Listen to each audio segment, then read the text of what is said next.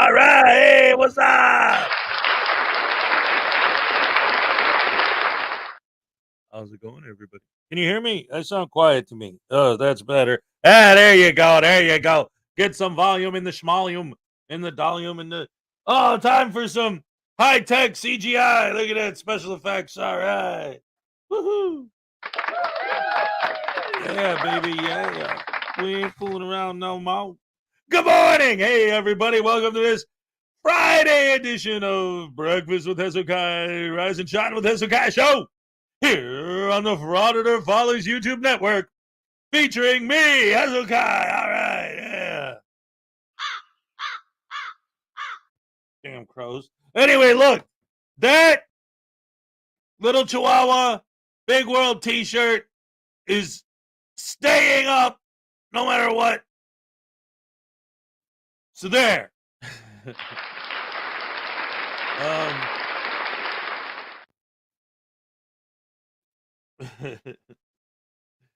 So anyway, hello, welcome to the show.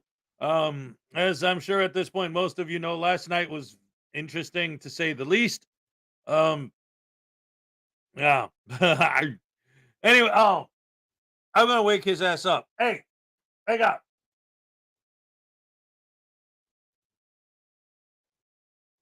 He's a bunghole. There he is.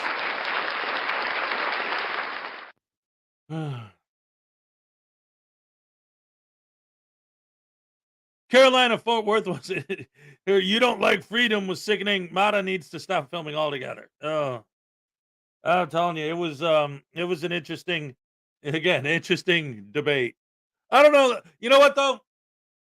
To be 100% fair, because and it's funny because Nakoti pointed out like everything that happened was exactly what I said was going to happen the day before. It's funny. Greg Jonick for $5 says start Friday off with a tasing. All right, it's gonna be amazing. We're gonna start with a tasing because you know it ain't phasing me at all to tear this voodoo dolls. Well, no, I don't actually want to tear them. These things are handmade, man. This is great.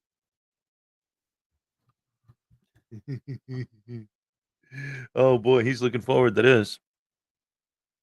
See, look, he's already shaking because he's mad. Yes.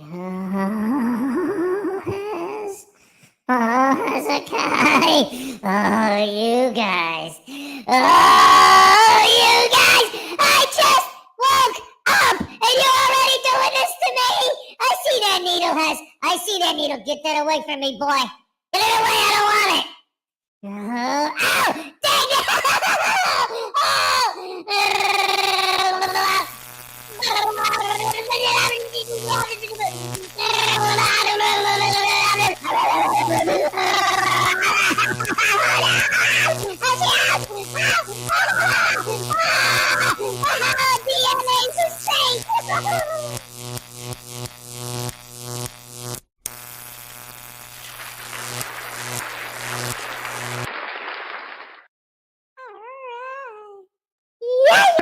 All right, baby. Yeah, here we go.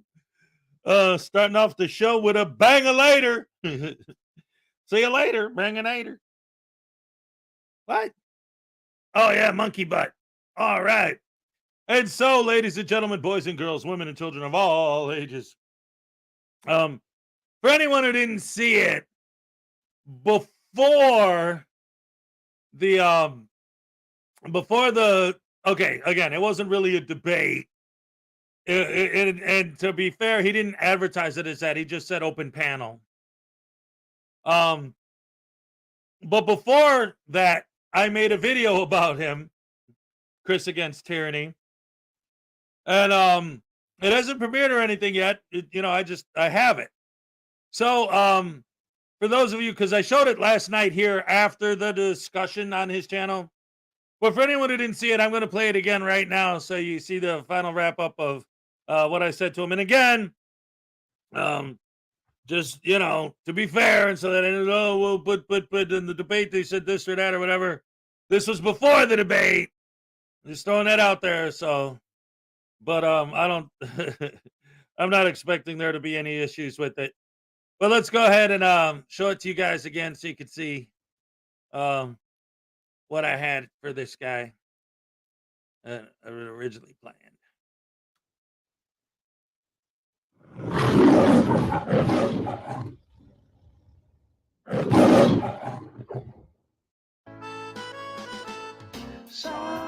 Alan Newcastle sits alone watching YouTube videos on his computer when suddenly he hears an all too familiar cry for help.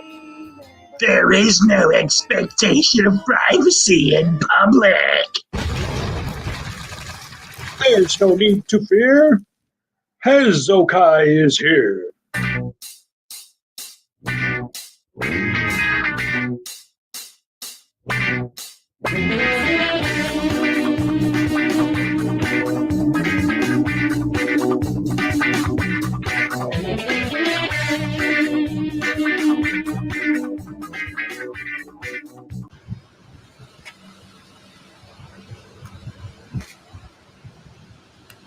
Good morning.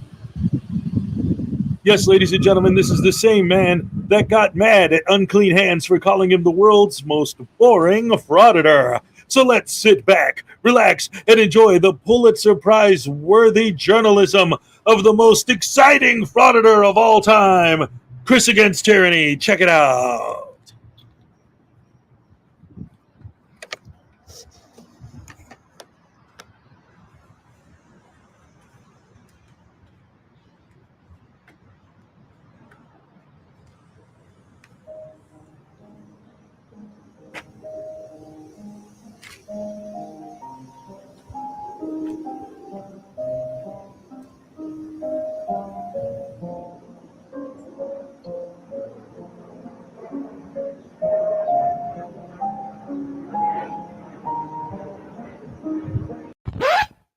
I can't do it. I can't do it. I can't subject you to any more of this. This goes on for like 15 more minutes, him wandering around the parking lot. Let me just skip right ahead to where the action starts. Here you go. No notification. Probably got one. Not sure. I'm at a Fort Worth PD. I guess you'd call it a substation. I'm not sure.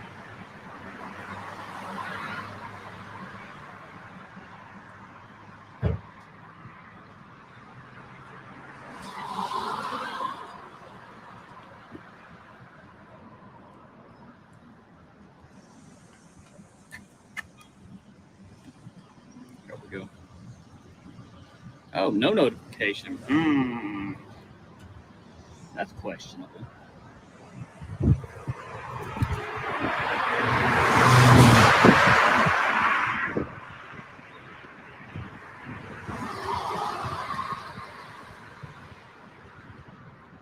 That would explain why there's not a lot of people in here. Not sure why there's no notifications going on for me.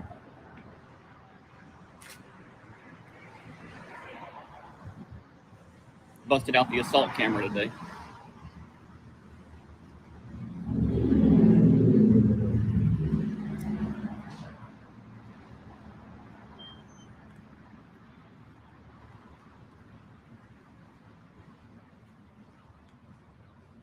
All right, I've walked through this whole parking lot. Let's go inside and see what they have to offer here. Flip you guys around. Using a little tripod mount that I've got for my phone so I can set it down to take good pictures when I need to.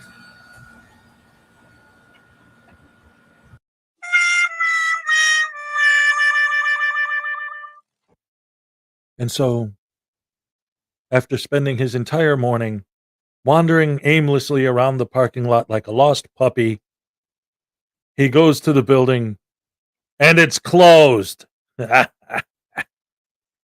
Anyway, so why am I picking on this guy? There's nothing to this except for he was embarrassed because the door was closed. So what? Well, it's because he started beefing with Unclean Hands. So let's fast forward to the video where that beef starts, shall we?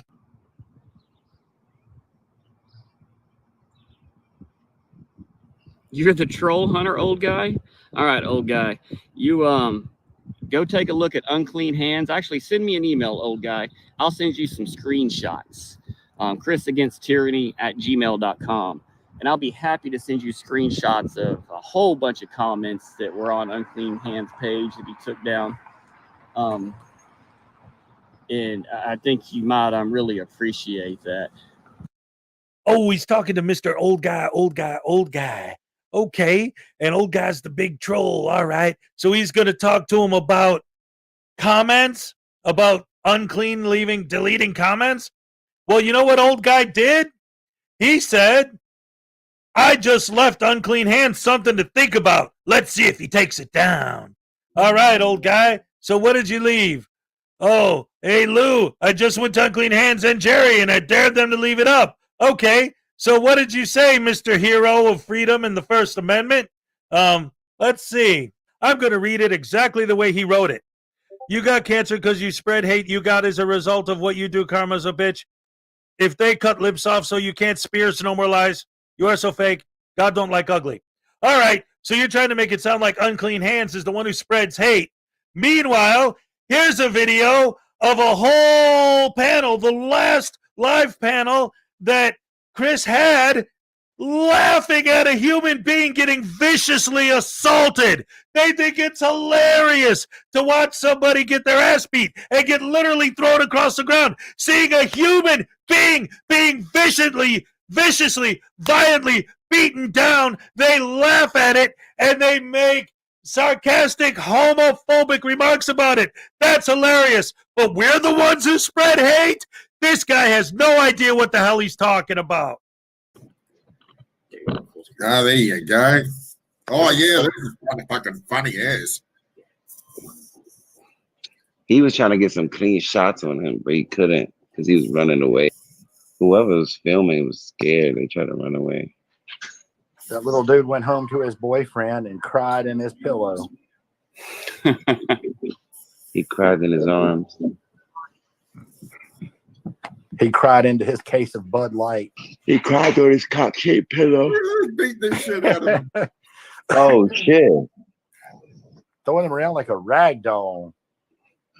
We should have picked him up. Don't hit me anymore. Don't hit me. Oh, yeah. This ain't in no, no, this isn't enough. Yeah. Boom, boom. Damn. That dude is mad tall. It looks like number 55 playing football, throwing another line. Those bitches off Fucking the right. line like he owns them. Puts his fucking hand up. Don't hit me anymore. Look at that. You owe me child support, bitch. Watch this. Boom. Watch him rock this bitch. Boom. Okay, I'm done. I've had enough. Here's again. Boom. Call your damn husband. Call your husband. That's what I'm saying. Looks like number 55 cleaning off the line. He's a big Come boy. down, bitch. It's so refreshing to know that there are people like this out there in the world standing up for my freedom and my rights. Can't you sleep better tonight knowing that there are people who talk like that out there that are doing what they do for all of us and for our freedoms? Boy, oh boy, it sure makes me proud to know that they're living country with them douche canoes, butterbrained douche canoes. Talk about ad hominem, which leads me to our next bit, ladies and gentlemen. Chris, Against Tyranny and his ad hominem attack saga. Chris Against Tyranny in the saga of the ad hominem attack. No, Baptist Church, actually. Baptist Church. This is the handshaker pastor from the Lake Worth City Council. So my last live there at the city council, after they told me I needed citizen qualifications, this guy decided to interject himself. Wanted some publicity, so I got him some publicity. And I want to be sure that his flock knows how he acts. So that's the pastor that's never said hi to me. I've been here for 4 meetings. The reason I haven't said hi to you is because you're always filming. Oh, I always film. But Stacy comes up and says hi. Holly comes up and says hi. You never once came and said hi. Well, usually if somebody's like filming, I don't try to get in the way It's of funny. One of my subscribers calls you the handshaker. And they talk about how you shake everyone's hand in the meeting except for mine. I've probably seen you 3 times. This would be the 4th. And let me be this. I'm Chris. How you doing, Chris? And again, the only reason is because I try not to get in the way of any kind of First Amendment, anything. If you've got an opinion, if you've got a voice to speak, I just let it happen. And I, quite honestly, I've seen you giving your rhetoric to your audience here, and I just, it's not been a personal offense. If you felt offended. No, I most definitely took it as an offense when a man of God says hi to everybody in the room. Everybody in the room, Well, and see, it's on what video. you're there for, and certainly. Do you know what everyone's there for? What's that? Do you know what everyone's there I for? don't say hi to everybody in the room. I say hi to everybody on the council. No, you say hi to everybody sitting down as well. If I know them, It's on my video. For sure. It's funny. If I know them, Yep. I will say hi to them. If they're doing something, I don't. There So were 2 in there today. Probably you weren't watching, but there were 2 in there in today. I just bypassed because they were engaged in something. I don't get in the middle of something, and just making accusations like that is unbecoming. If you're trying to get anybody's attention, it's just it's kind of like ad hominem. It's just like it's just an attack. If you want me to talk to you, if you didn't care, man, I'd jump in there and try to be your friend. But like if you're in the middle of something, I'm not gonna get involved. Yeah. Okay.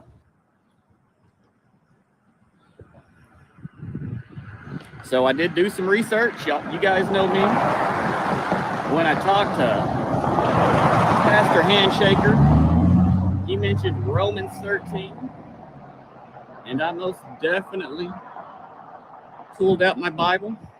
Me and Brandy, we actually sat at the kitchen table, did a little research, read up on Romans 13, did some Googling, figure out the terminology that Pastor Handshaker was using with us.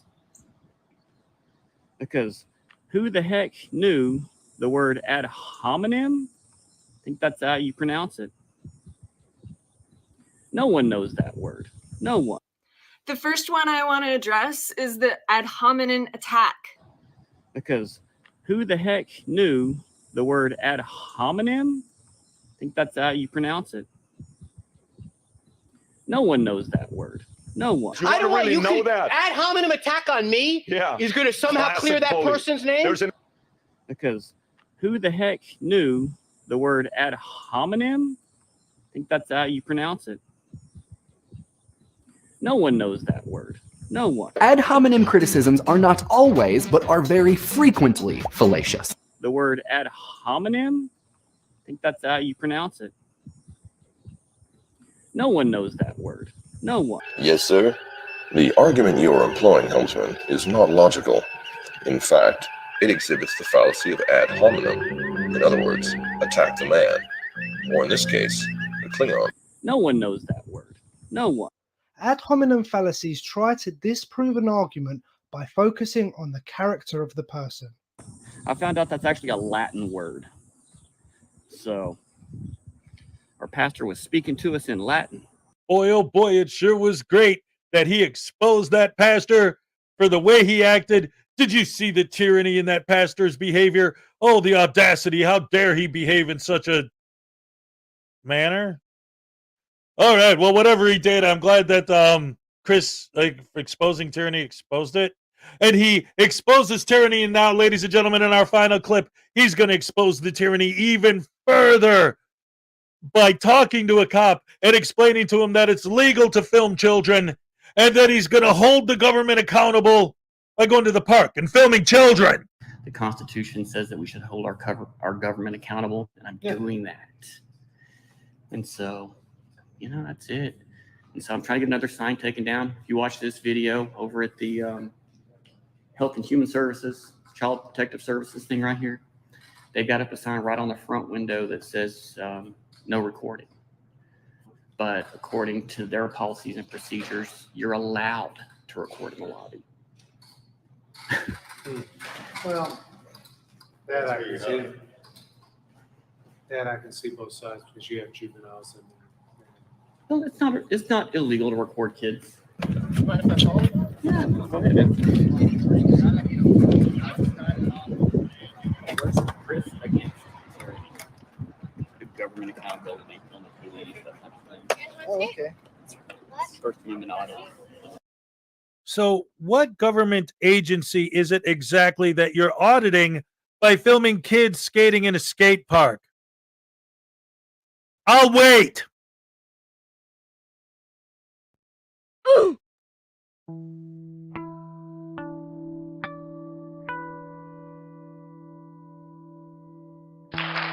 right. Yes. So that's the video I made about him before. I talked to him last night. Recaption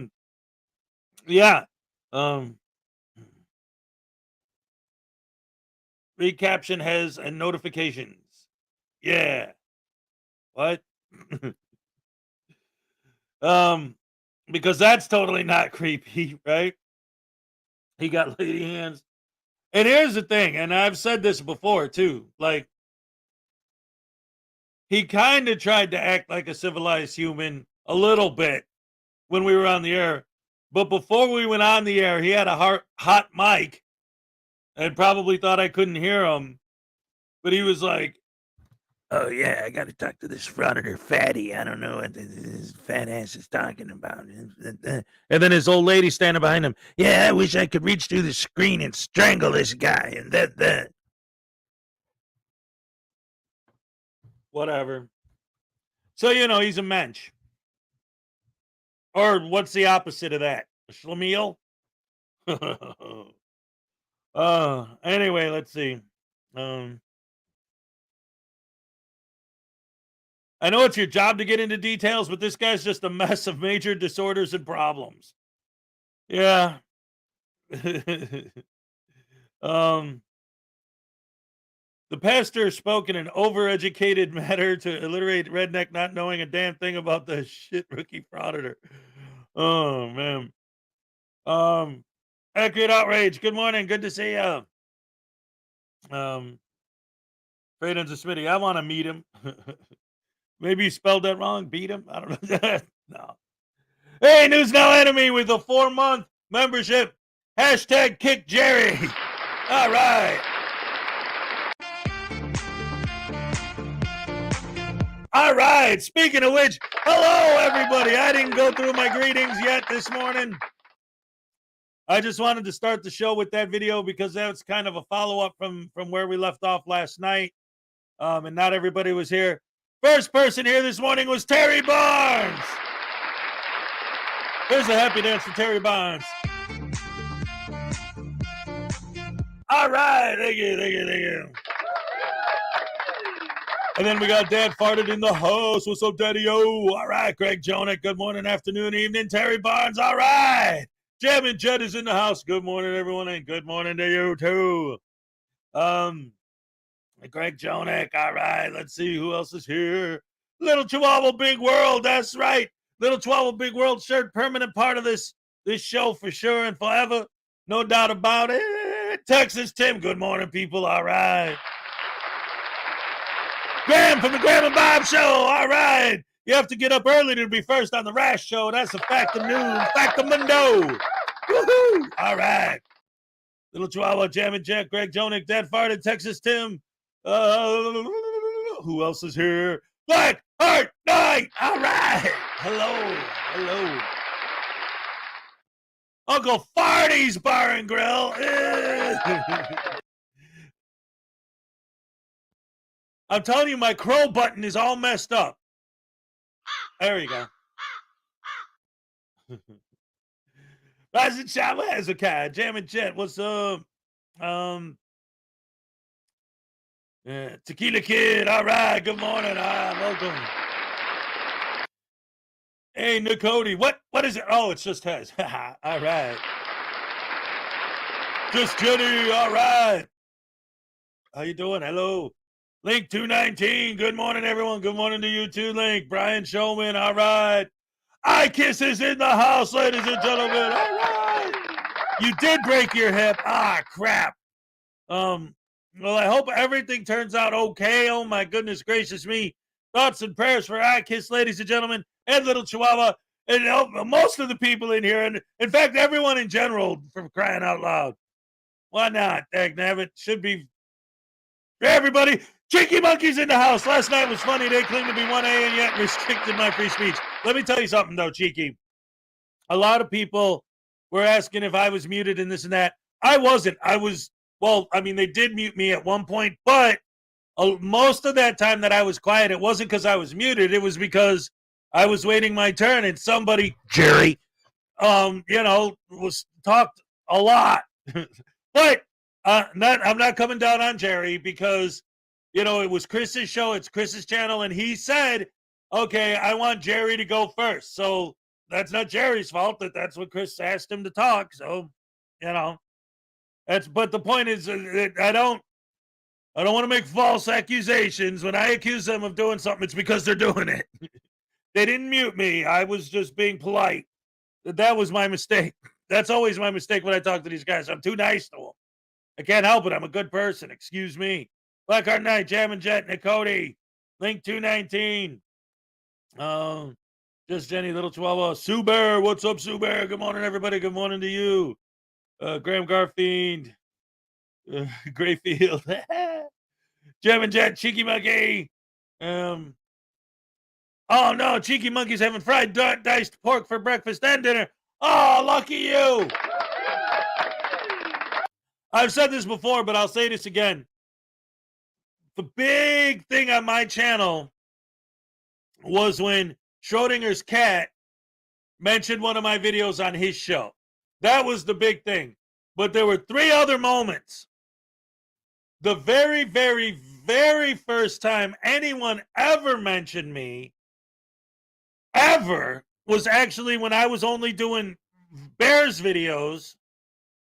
And another creator who does Bears videos, called the Ghost of Judah Tribe, mentioned my channel on his channel. That was the first bump in subs that I got. Now, the crazy part is, he was making videos about the Bears. I was making videos about the Bears. Now, all these years later, his videos are about flat earth videos and how he loves First Amendment auditors. It's insane how we both started in the same place and went off in literally opposite directions. It's amazing. But me and him still get along. I've been on his show a few times. He's been in here a couple times in the chat at least. And we get along fine, but that's because we usually just end up talking about football. But anyway, that was literally the first time anyone ever said anything. But once I started getting into the whole sovereign citizen shtick, the first person ever to mention my channel at all, and my second bump in subs, was from Cheeky Monkey. And then about a month later, Law Talk with Mike. And then about 2-3 weeks after that, Schrodinger. So Cheeky Monkey has been with me since, and again, literally the beginning was when I was talking about football and sandwiches. But as far as me doing the whole Frauditor thing, Cheeky Monkey has been with me literally from the beginning. Jam and Jet, Nicody, Blackheart Knight, Sue Bear, Frauditor Wrangler, what's up? Christopher O'Connor. Let's see, again, Nicody. Yeah, and this was the thing. So last night, when I was talking to him and I called him out for filming kids, his big thing was, but my fans weren't getting notifications that I was making videos and that I was live. So that's why you went to the park and filmed kids, where the kids weren't there when I first showed up. Yeah, but when they showed up, you kept filming them. Dave Perillo Jr.'s in the house. What's up? And I was wondering, hey, Wrangler, when you made that comment about deadheads, I'm just curious. I'm not trying to start a fight, but did you know that David is a deadhead and that's why you said that? It was kind of a jab at him, or you just were using that as an example with no idea that David Perillo's a deadhead? Let's see. Frauditor Wrangler, Sue Bear, Nicody. Greg Jonick for $5. Star Friday Alpha to Taze. All right, we did that one. We did that. Let's see. Gamer88. What's up? Hello. Hey, how's it going? Unclean Hands. Good morning. What's up, Unclean? Good to see you. Jam and Jet. Salacious in the house.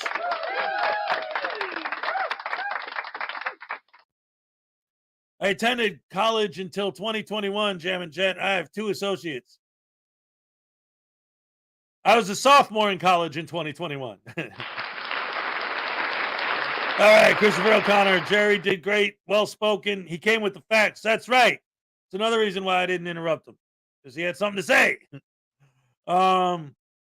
Salacious, Suber, Gamer88. All right, Jam and Jet.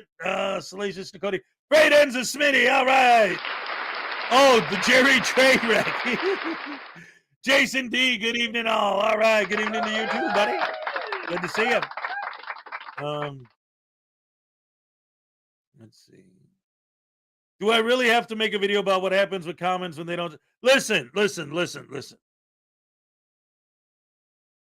Anyone who's actually spent any time in any comment section on YouTube knows that that's a thing. I even mentioned it last night on the show.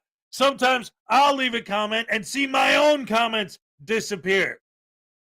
There's something in the algorithm with YouTube that just does that. It's a thing, okay? And it's because the Frauditors love to use that as like, you guys are doing that on purpose. Get out of here. You're just no. It's not the way it works. I mean, not to say that there aren't people who do delete comments intentionally, but just assuming that that's what's happening every time is just disingenuous. David, you worship felons, i.e. Long Island Audit. Uncle Artie, you better show up tomorrow night. The first hour is just going to be me, Cupcake, and NCR. But after NCR drops, I expect to see you and Jerry up there. Let's see. Sue Bear, Nightman's wife. Cass Graphics, what's up, Cass? Good to see you. Timo Kusala, all right. Pulitzer Prize douche. Richard Falmer, what's up? Let's see who else. Jason D. Game Raider 8. Nightman's wife. Oh my God, why is he doing a frauded in a hotel employee work shirt? Oh man. Underground News, good morning. Good morning to you too. And for anyone who's just joining us, the reason why we're almost an hour in and I'm still doing my hellos is because I started the show with a video on Chris Against Tyranny, just sort of as a follow-up from what happened last night when I was on his panel. So I just started the greetings after that. Nicody, David Perillo, let's see, Pat Dagler, what's up, Pat? Good to see ya. Let's see. Sue Bear, I'm going back and get me a Jumpstart Games and relearn third grade because I'm at third grade level math. Edie Marie, what's up? Dogs and cats. It's raining cats and dogs. Ooh, hey. Jeremy Jet. The undecided middle ground is here. All right. Pat Dagler, Nicody, Salacious, Fadings the City, Sue Bear. Good morning, Loquacious. All right. Christopher O'Connor. Don't forget me, Jerry. Hey, what's up? Richard Fulmer, Dave Perlow, who else? Anybody else that I missed? Let's see, Jason D, Edie Marie. Now we shall see who else it can be. Katie Zed's in the house. All right, Katie, what's up? Braden's a Smitty. Luna Knights, what's up, Luna? All right, good to see you. Underground News, Forgive It Jerry, Super. Who did I miss? Gamer 88, Pat Dagler, Jason D, Christopher O'Connor, Salacious. My screen just jumped on me. Care Bear's in the house. What's up, Care Bear? Good to see you. Who's now enemy?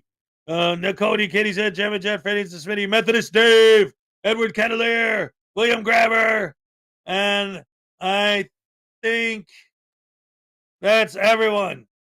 If I missed you, I apologize. But the world's still spinning around and around. I could spend all my time in a fancy restaurant. I don't mean that to make fun. It was supposed to be, an honor. Whatever. R.I.P. All right. So now, Paracord Princess. She's like, you didn't say my name. You didn't say Parson 1122 either. What the hell's your problem? And how about Victoria B? You didn't say hi to me.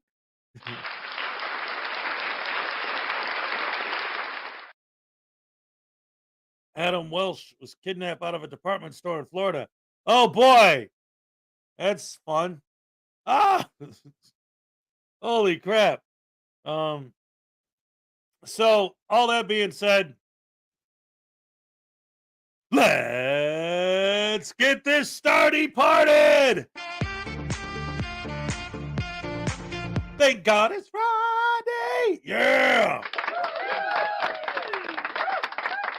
Since we got unclean hands in the house, why don't we start the show off today with a little bit of unclean hands? Absolutely, positively.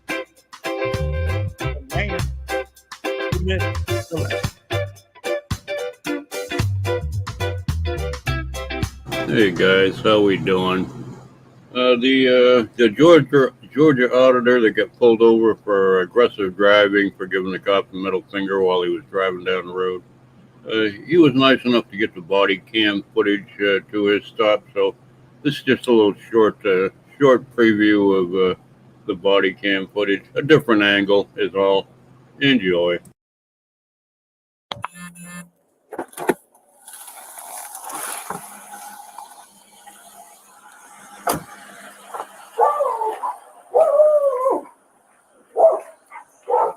How you doing today, sir? I'm Corporal Emerson with the Commerce Police Department. You have your driver's license on you, please? All right, I stopped you because when you drove by me back there, you stuck your middle finger up the whole time you was driving by me. You think I didn't see you? Yeah? What was that for? I mean, is it against the law? Well, it is a form of aggressive driving. You know what the Georgia statute of aggressive driving is? You can't be a complaining party in that. I can't be a complaining party in aggressive driving? Where is that written in the statutes? You want to get your I am the supervisor, just to let you know. Do you not see the stripes on my shoulder? No, I didn't see you. This is who you get. So if you want to tell me what the statute is, go ahead and recite me what the statute is and tell me what the definition of... No, you don't need to. I'm asking you. All I want to. Okay. See that right there? You're driving a vehicle and you're distracted driving by doing that. I was looking at the road. I can do this all day long, sir. Okay. So if you want to tell me what did I do to deserve that kind of behavior? Okay, you do, technically. I don't have to give you my ID because this is an unlawful stop. It's not an unlawful stop. 100% unlawful stop. I can flip you off all day long. Okay. All right. Why are you getting so mad? Like, what did I do to deserve that from you? Just tell me that. All of us deserve that? Until I know different. Yep. Like all of us as law enforcement? I was kidnapped and held for ransom for 2.5 years by cops. What did until the I do majority that? of my peers set me free. Okay, so what did I do to deserve that? Or not. I will do this all day long if I want to. Okay, you're not going to do it while you're driving. All right, so I want to point something out. How many times have we heard that story? Even last night. Oh yeah, because this is one of the things that if last night would have, because all right, so for anyone who didn't see it, basically what happened was the first half of the show, like me and Jerry were both there the whole time, but the first half of the show was pretty much Jerry talking to Chris, and then Jerry talking to Manuel Mata, and then it was my turn. But again, I'm not accusing them of purposely trying to silence me. Chris had to go. It's his show. So we didn't really have a lot of time to really get into everything I wanted to get into. And especially because there were a lot of long-winded people on that panel. So there wasn't a lot of time to slip in a lot of words edgewise. I kept up as well as I could. But the point I'm trying to make is this. I would have eventually gotten to this. But guys yesterday were saying what they're saying. The big beef on my end, well, the big beef, one of the many points that I always make is all of these guys seem to be people who were doing something, got caught, and now have beef against the cops. So instead of being an adult, taking responsibility for their actions, and moving on with their life and learning from their mistakes, they're going to dedicate the rest of their lives to hating the cops, to retaliating against the cops. Why are you flipping me off? You all deserve to get flipped off. Why? Well, because I got grabbed and thrown in jail. And in other words, you've been arrested before, you did some time, and so now you're going to retaliate against cops for the rest of your life. Just like I said.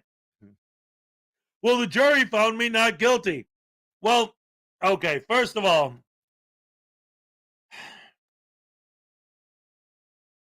let's say And here's the thing. You're not saying you didn't do it. You're saying you were found not guilty. I am not going to sit here and support innocent people going to jail. There are times when innocent people get busted. In fact, I talked about it, so I'll give a specific example so that no one can accuse me of not being fair and honest. What's up, Tabby? Whoa, wait a minute. You're talking bad things about people? What? Worse than most cops. You're living being a criminal too. Wow. All right. Sure. All right. Anyway, so these guys get busted, and instead of learning from their mistakes and moving on with their lives, they dedicate themselves to going against cops. But that doesn't mean that I think innocent people should go to jail. There's a famous story that I talk about where there was this guy who, like, I don't remember specifically what it was. Like, maybe he stole a purse or robbed a store or whatever it was. He did something, mugged somebody, something. And then he was like, from what I remember, he was a black guy with like a gray hoodie or whatever. And he ducked down an alley and then like turned the other way. But the cops didn't know that. What they saw was a black guy with a gray hoodie duck down the alley. Literally at that exact same time, a black guy in a gray hoodie got off the bus on that corner and turned up that same alley. So then the cops go running down the alley. There he is. Grab him, tackle him, and pull him off to jail. Right? So there are situations where innocent people get arrested. Yes, it does happen. And it's unfortunate, it's terrible, and it's sad. But like this guy just said, the jury found him not guilty. Again, that doesn't mean he didn't do it. Because like that infamous video that we just covered maybe a week or two ago, where the guy's getting arrested and he's on a live stream and he's screaming, "Hey guys, do not under any circumstances call 555-555-5555 and ask for Tammy. Don't call 555-555-555 and ask for Tammy. Don't do it. Don't do it." So of course his fans are like, he's telling us to phone bomb them. 3 days after that, they couldn't get a legitimate call because they were nonstop. "You guys are assholes. I hope you die and go to hell," and screw it. Because fans of auditors are worse than the auditors. Fans of auditors are vicious, violent, evil, heartless, disgusting animal thugs that call people up and say, "I hope you burn in hell, you horrible, ugly cunt. I hope your baby's born dead and stillborn." And I mean, they're horrible, evil, rotten scumbags. If not, they wouldn't like Frauditors. But he gets found not guilty because he had a good lawyer who made the argument. He said, "Don't call." His exact words were, "Don't call." We all know he did it, but he was found not guilty. So it goes both ways. Yeah, sometimes, unfortunately, guilty people do get convicted, and that's not good. But a lot of times, guilty people end up getting off as well. So just because this guy was found not guilty doesn't mean anything. But what it does show is, I say all the time that it's no different than racism. And what do I mean by that? So because whatever cop arrested you in that situation was wrong, assuming he was, all cops are bad. That's no different than if you get mugged by a Mexican. Now you hate all Mexicans. You're racist. What's the difference? All you cops are bad. Why? Because I got arrested once. And that's always the problem. That's always the problem with all of these butterbrain douche canoes. One time they get busted, they're going to dedicate the rest of their lives to retaliating against the horrible, rotten cops. So, Hez, what are you talking about racism? The example that I always use is if a racist white guy gets his car stolen by a white guy named Tony, the end result is, in his mind, Tony is evil. But if the exact same situation happens and he's racist, and it's a black guy named Tony, all black people are evil, not just Tony. Same thing here. All of these guys. If a cop does something bad, that particular person who did it, he's not the bad guy. All cops are bad guy. It's exactly the same thing as racism. Thank you very much. To Australian from Griffey. Tase that nose nut, no good. That's I did not just have a stroke. Tase that no good Frauditor News Now Voodoo. All right. Greg Jonick is a new member. Another $2 from Griffey. You need to calm down and happy dance. All right, so now we got both a tasing and a happy dance on deck. So let's go with the flow, don't you know? Here we go. Look out. All right. Hey. All right. Yeah, I like that happy dance. Oh, no. Woohoo. Yeah,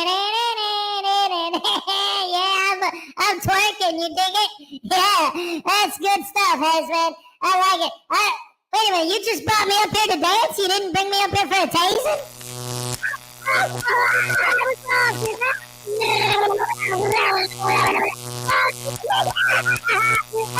You kangaroo eating!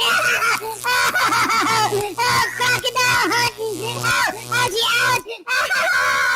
Oh, koala killing! Ozzy! Hey!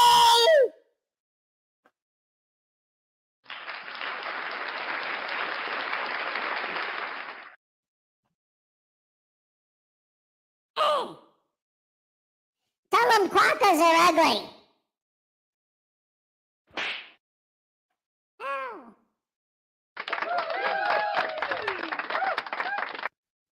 Sorry about that, Chief.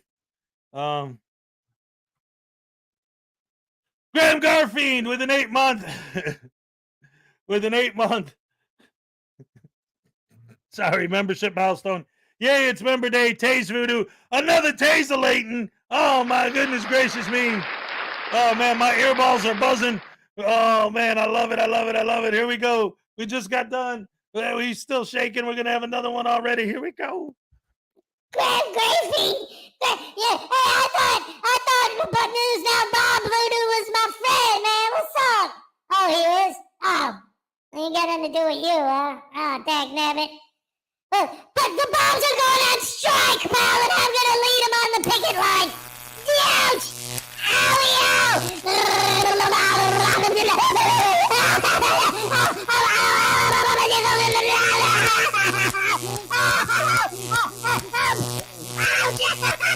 I just pooped myself.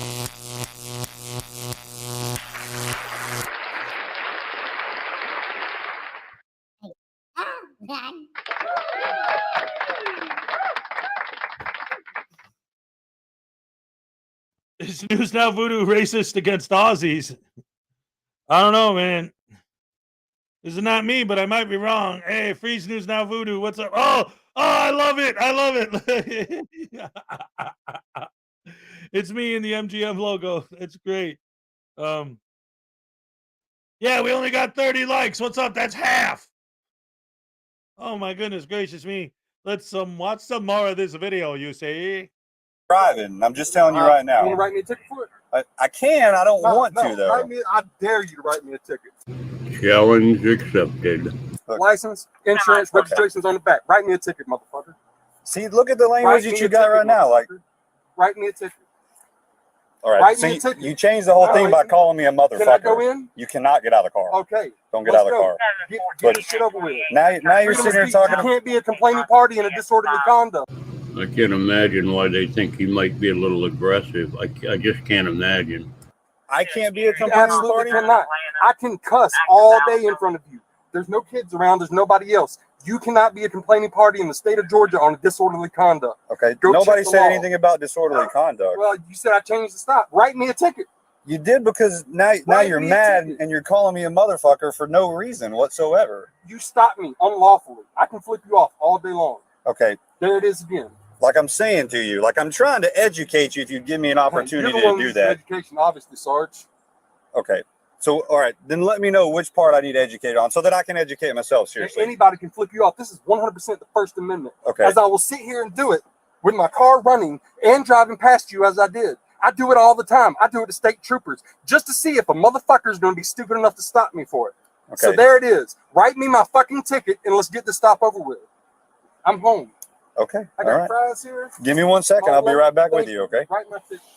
Believe it or not, you've probably already seen it, but that cop is going to obey this Frauditor's commands and write him a ticket he wasn't going to get in the first place.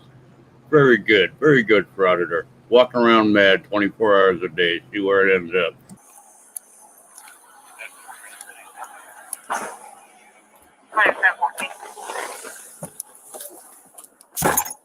Good Lord have mercy.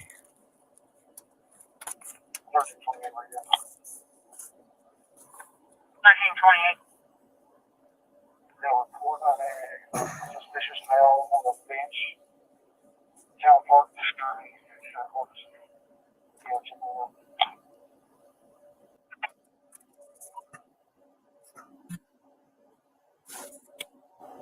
211, 208. You want a 25 with me here? We're right behind Regions Bank.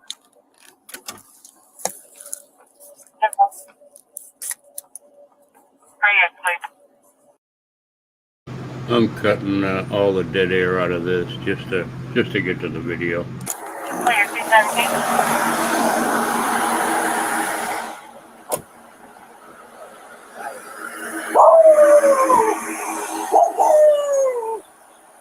All right, so very hostile. All right, so I wanted somebody here when I issued him the citation. So I pulled him over because he was driving by, looking at me, flipping me off when he drove by. So I followed him around to the traffic stop, talking about aggressive driving harassment, completely blew up on me. Like talking about all his amendment rights and I'm doing unlawful stops. He ain't got to give me IDs, all this craziness. And I was like, look, man, I didn't do anything to you. I just want to know what's going on. He won't hear anything, flipping me off in my face, calling me a motherfucker and all kinds of shit like that, writing my ticket, bitch, all kinds of things, you know. So I just wanted somebody here when I go to give it to him because he's going to be fucking pissed.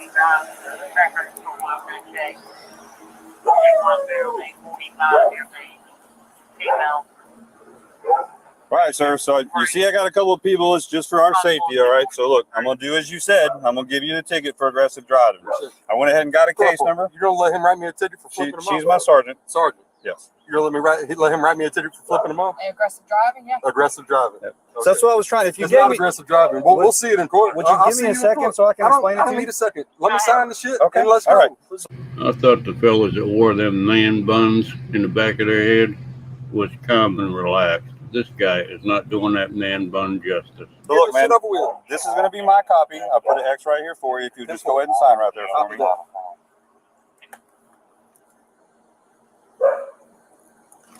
All right. Now, this is not an admission of guilt, like I said. Oh, shit. So if you want to go to court, the court date's right here. The time, date, and address and everything is right there for you. And on the back right here is a website. If you want to view the ticket or whatever, the phone number for the police department's right there. Okay, if you have any questions. You'll see on there in the remarks column, I put the actual case number on there. There's a case number on top. The video from my body camera footage will be available. All you have to do is call the police department and talk to them. The lieutenant of patrol will be able to help you out, okay? All right. I flipped you off. All right. I'll say it to you, body cam. I flipped them off. All right. So here's your insurance card and all. All right, man. You have a good evening, all right? Well, I gave you your ID back. You got it.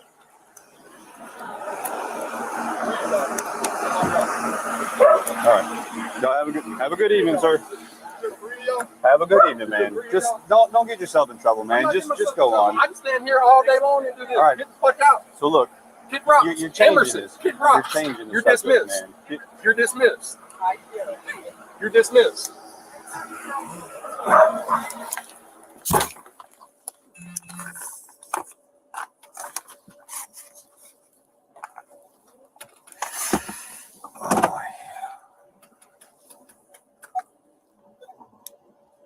211 radio. Login stat 7 issued. You can show all units tonight.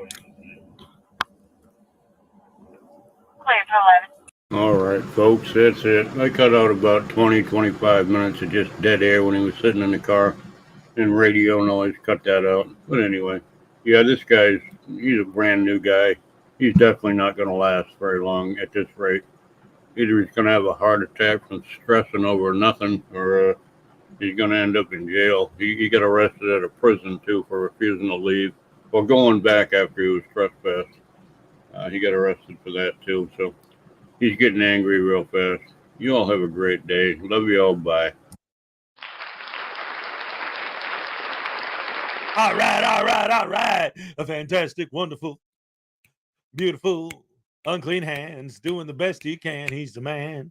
Hey, guys, and also, just so you know, it is official. I just tracked the package. It's coming today, so I'll have it tomorrow, but I don't know if I'm going to end up using it on tomorrow's show or not, but definitely on Monday, I will have I bought a real, actual, legit gavel so that when I'm doing these videos, I can take my gavel and bang on my desk. It's going to be awesome sauce. I can't wait to use that as part of the show. $2 for Black Heart Night. Tell me where the card is and get a Super 11 level tasing. And Voodoo, he saw that. He knows it's coming, and he said, look, I'll give you the card back when you tell me where it is. He's accusing you of being the one who took the card, Blackheart. Oh, my goodness gracious me. Ooh, I wonder what's going to happen in Chapter 3. Ooh. But before we get to that, because it looks like this tasing is going to be a double trouble on the double, pop the bubble when you get yourself in trouble. Because Maserati 5000 GT for $10 says, tase Mr. Man Bun and News Now Voodoo, take the tasing. Oh my goodness gracious me. This tasing's gonna be mystery. This tasing's gonna go down in history. Oh my goodness gracious me. This tasing's gonna go down in history. The greatest tasing ever seen. Because you know Voodoo is mean. He deserves every little bit. And we ain't taking no more of his stuff. Bull caca. If anyone could tell me that movie, this isn't a trivia question like, hey, I know the answer, see if you could get. When I was a little kid, there was a comedy duo that I was extraordinarily fond of. Tim Conway and Don Knotts. They made a bunch of movies together. And in one of them, at one point, I always remembered, because I was a little kid when I saw it, but I always remembered the line, Don Knotts is saying something that rhymes with hit, it, and then Tim Conway goes, bull caca, when he should have said, so, but I have no idea what that movie was. I have no idea where that line came from. I just remember Tim Conway saying, bull caca, hit it, bull caca. Like, I don't know. I just, for some reason, I could never remember what the movie was. Anyway, here's Voodoo. What are you talking about, Tim Conway, man?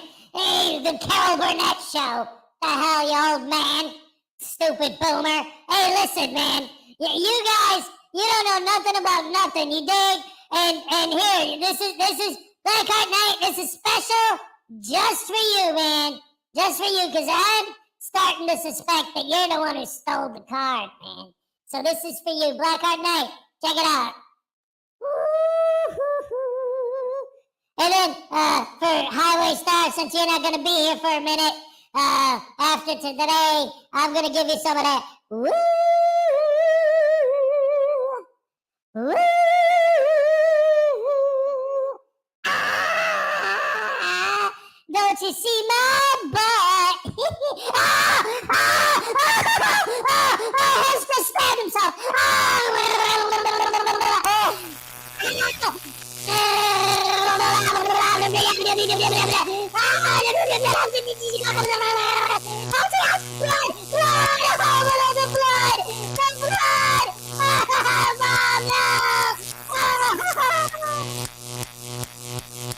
Dogs would love it. Dag nabbit.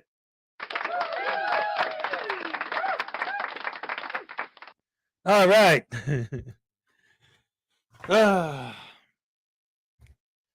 And so, ladies and gentlemen, yes, literally put my blood, sweat, and tears into this show. Love you guys. Somebody said something about this, and it just happens to be on deck anyway. So, ladies and gentlemen, Familia TV's version of the Accountability Angel story.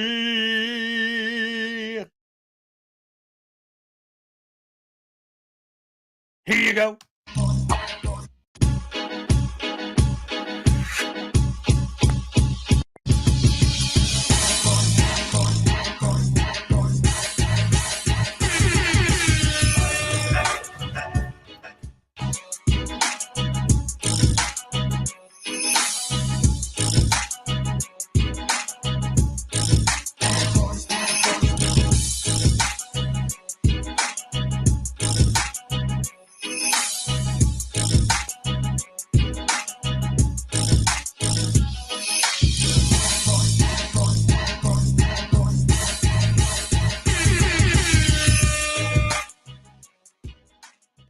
Meeting. Sir, I have a complaint to turn in. You are impeding the complaint process.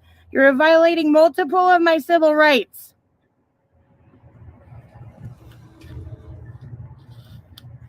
Can't see good at this one.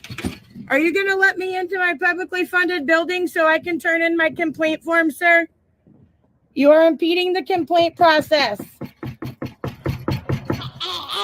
You are violating my First and Fourth Amendment rights. Making fun of my wife, man. That's I have my freedom of the press, and I also have freedom to film this business that I have with you guys. It has been ruled on that we can film our police officers. lady, man. You can't be doing that. That ain't right. Right, sir? What's your name? Are you even a sworn officer?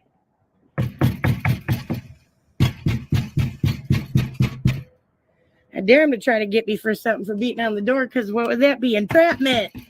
Right, guys? No name. Grow some balls. Come on. Come get my complaint. Get Wolford. All right, hold on, guys. I'm trying to figure this out. Hello. Hello, I need to turn my complaint forms in, sir.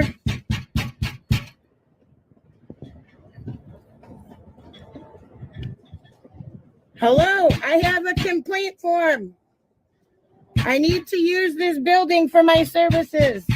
I have business here, and you are denying me access.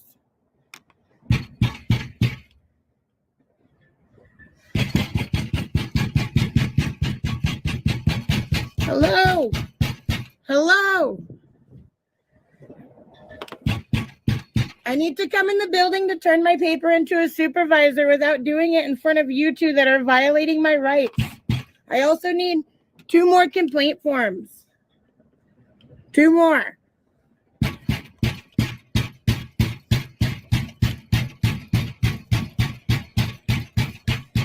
Piece of shit. You guys see how easy. You need to come in, sir? Excuse me. Excuse me. Come on in. Excuse me. Get your body off me, Jim. Get your body off me. Excuse me. I'm trying to turn my complaint forms in, Jim. Okay. Don't touch me. I'm not. Don't touch me. Let Get me your hand close the away door. from my ass. Let me close the door. Get your hand away from my ass, sir. Get your hand away from me. Guys, do you see what's going on here? Mike, tell him to get the lieutenant. Excuse me. Excuse me, you're literally touching me. If you continue to touch me, you're going to be charged. For So what? get your For body what? off For of me. what? It doesn't matter. It's not a lawful order. You're violating my rights. Look what Jim's doing to me. My hand's behind my back. Look at him. Get your body He's off of impeding me. my movement. He's stopping my Get journalism. Your body off of No, me, or get away you're from going me. to be charged with obstructing justice. For what? For what? For obstructing For what? justice. That's not obstruction. Do it then. Do it. You'll get Move. false arrest, bro. Move back. Get off or you're me. going to be arrested. Get away from me. Get away from me. Don't push me, bro. Thank you, Scott. Mutt, you need to get one of them thank you, Scott. motherfuckers. He's putting his hands on me. My hand's behind my back. No, you're putting your fucking body on me. Now get away from me. I have a right to be in this building, and I have a right to turn in my complaint. Did you understand if you walk in with these forms, you're getting arrested? No, I'm not. I was here last week, honey. Oh, yeah? I'm getting arrested. That's a violation of the 14th Amendment. What am I going to be arrested for? Don't hurt him, Mutt. Excuse me, sir. Excuse me, sir. No, it's not. You can't tell him what his business is. Jim is still physically touching me, guys. Jim is still physically touching me. You need to move your arm, Jim. Excuse me, sir. You've already screened me. Get your You know that hands I'm not away a from me. security Get your threat. body off me. You need to let me in. You already walked out. You're done. You don't know if he has more business here or not. And clearly we do, and he's a witness to my complaint. Get your hands off me, Jim. You are not allowed to use your body to impede my movement or to intimidate me. It's a federal offense. Excuse me, gentlemen. Excuse us. Are you These refusing me guys access to always the building? I am. Excuse what us. they're doing into what everyone else is doing. Excuse me, to them. Jim. Push me, ma'am. I'm trying to make my way through. Say shit, buddy. What the fuck do you want? Yeah, exactly. You're violating our rights. Arrest us, please. Please arrest us. We'd love the lawsuit, wouldn't we? Wouldn't we? Bye, honey. Something. Take me down. Balls. Right? You got the balls behind the Oh, glass. this is an old video, but she just had Come on, man. her. I Let's think see it was it. court for this Do it. event. That's why he's re-showing. You're the event. violating This our is rights. You are impeding our familiar to travel. these You are new not videos. allowing us. Get your hands away from me. Come on, buddy. Get your hands away from me, sir. So you're not gonna let me in, right? I have a complaint Hang to on. turn in. Let's see this. Hold that. I'm going live. We show that he's actually just straight up. Yeah, look what he's doing. He's literally ramming his body into me for like minutes. What order? It's an unlawful order, Jim. What's the Get order? away from Is that us a law now. order? Get You away. tell me to step back. Guys, look what he's doing. We are at the LaSalle County Sheriff's Office Why won't right you look now. at me, buddy? The Come order on. is to step back from the door. Under What's the what order? penalty? Get away from me, sir. Ma'am, you're impeding my space. You're No, you are Oh! impeding our travel. Shit! You are Oh, no, you are violating multiple. We are impeding your space, but what you're doing, acting as a public official under color of law, is not impeding our free travel and will. Have you Is heard? that right? Have you heard of Title 18 USC Section Oh, 241, no. conspiracy against rights, or Oh, Title no, 18 boys. USC Section 242, deprivation of rights under color of We're law? still here. Right? Still here Right? at the What are these? courthouse These are federal on Etna offenses. Road. Federal offenses. You guys are and they're fucked. Still blocking. Right? Title 42 USC Section 14141, pattern and practice. Right, Jim? This is a pattern and practice for LaSalle County Sheriff's Department to violate our rights, isn't it? Why don't you get Templeton to come to the county board meeting with us? We'll Yeah. squash it right then and there. But right now, you have your hands on me, and you need to get the fuck away from me right now. My hands are Everybody, on we are at the LaSalle County Sheriff's Office. Jim and this douchebag right here are blocking our travel. Jim is physically touching me right now. No, you're touching As me. I'm If trying you to get in the continue, building, you'll be arrested as for I'm trying to touching get and in the battering building, me. the number, You and battering the you, number right? is Am I 815-433-216. All right. This is a good example of the kind of thing that I always talk about. And again and again and again. I'll tell you what. Last night on the stream, Manuel Mata was asking me why I have a problem with what these people do. These two sheriff's officers, these guys in the suits, this dude's literally an inch away from his face. And he's not blasting him. This cop is doing a phenomenal job of being a great cop. If he went to a person on the street and got up on them like that, he would get his ass beaten stomped into the ground. He's get his head busted open. This cop ain't even touching him. He's just standing his ground. That's all he's doing. He should get a frickin' medal for not flipping out on these douche canoes. Instead of being vilified as this horrible, rotten tyrant, he should be celebrated as a hero who didn't destroy this guy. And it's time for our morning cupcake happy dance. All right. Okay. Ole. All right.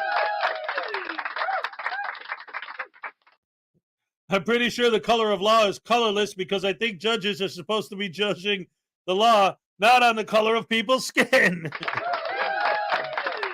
Oh, my goodness gracious me. That's right. Here's the thing.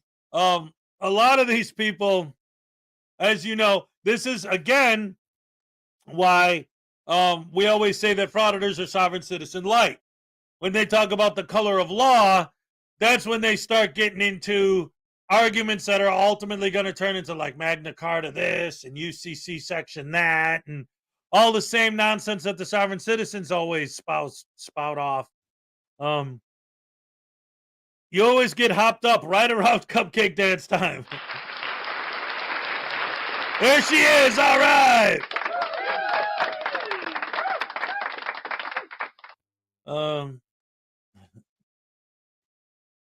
Anyway, let's get back into it. And again, in case anyone didn't catch earlier, some people are saying this is old footage. Yes, but this is Familia TV's new video, and he's showing this because the end results of this event just happened. So he's showing the event first to put everything into context for people if you didn't see it. 61 815-433-2161. No. We are trying to get into our publicly funded building to turn in complaints. We are trying to turn in complaints, guys. 815-433-2161. We are live on YouTube, guys. So once again, they outnumber us. Are you gonna shut your phones off yet? Where's Waldo? Thank you. Thank you, guys. Look at this. Look what he's doing. From my area. Look what he's doing. I'm trying to turn this complaint in. Yes. For what? Get your hands off me. Get your hands You're under arrest. off me. Get your hands off me. I'm trying to turn in a complaint. Let go of the phone. Let go of my phone. Let go of my phone. You broke my pen. Don't. And Jerry says 8675309 8675309 8675309. Oh, Jenny, don't lose that number. Fucking touch me. All right, everyone. Hello, and welcome back to the channel. All right, now, so for those of you that are familiar with Accountability Angel, who you just saw in my intro here, and I showed a portion of the video that pretty much got her into problems. Well, hey, she was found guilty, and she will be receiving jail time. Now, let me just say that a portion of me feels sorry for her. You know, I remember when I first started putting out videos, Accountability Angel was one of the individuals that I used to target because of the shit that she pulled, okay? She had a nasty way of treating people, well, public employees as well as law enforcement officers, okay? Again, I've mentioned this in a few of my videos where, unfortunately, these individuals that feel that their rights allow them to talk to our public employees and officers like they're pieces of shit. Now, listen, I truly understand that government was put into place to secure our rights. I truly understand that. The government didn't give us our rights. Their job is to secure our rights. But that doesn't mean that we have to treat them like shit. I honestly understand a lot of what the frauditors throw out there, but I think a lot of them, the way they go about exercising their rights is truly disgusting. Okay, regardless that public employees and police officers are, their job is to serve us, if you want to call it that, because public servant, I hate that. I hate that word and that meaning. Okay, again, when I look at our public employees and law enforcement officers, I truly see another individual like myself that's doing a job. And then when the frauditors look at a public employee or law enforcement officer, they see a servant, a slave, literally. Okay, so again, their whole way of thinking is truly disgusting. Now, let me just say, a good portion of the video is going to be coming from the Frog. I will put a link in the description to his channel. It is a channel, guys. If you're not subscribed to his channel, you're missing out. This guy gets the dirt on everything before everybody. So, again, I will put a link to his channel in the description. Check it out. Subscribe. I'm sure you'll enjoy it. Now, I'm going to jump into the video, but I will say that, again, I felt sorry just knowing that she, I don't wish jail on nobody. So, again, the human in me feels sorry for her. But when you watch her videos and you see how she treats our public employees as well as law enforcement officers, then you say, good for her. Good for her and every other asshole that's out there that's doing this shit. I think we're all fully aware they're not doing this for rights. They're not fighting for anybody's rights. They're doing this shit for the YouTube fame and the money. Let's jump in the video and let me know your thoughts on the video, guys. Hey, and I'll see you in my next one. The so-called accountability angel will learn her fate in the courtroom of Judge H. Chris Ryan this afternoon. A jury last month found 31-year-old Angel Farmer of Peru guilty of 2 counts of battery and a count of obstruction of justice. They agreed with prosecutors who said the self-proclaimed independent journalist had made physical contact with courthouse security. All 3 charges are misdemeanors. Farmer and her brother Jacob have attracted a following on social media where they post videos of what they call audits of public facilities. Prosecutors said that she and her brother skirmished with officers at the LaSalle County Government Complex in 2021 and that they were trying to get arrested in order to attract attention to her YouTube channel. The state said she became frustrated by how restrained security was acting toward them, so she and her brother upped the ante by causing physical contact with officers at an entrance to the building. Angel's attorney argued that public employees at the courthouse didn't like her hanging around because she's exposed corruption. He also characterized Farmer's tactics as a great service. Last year, Farmer's brother Jacob was found guilty of battery and obstructing justice in the incident as well. He was sentenced to 2 years probation and 3 weekends in the county jail. WLPL will report from the courthouse once Angel Farmer is sentenced.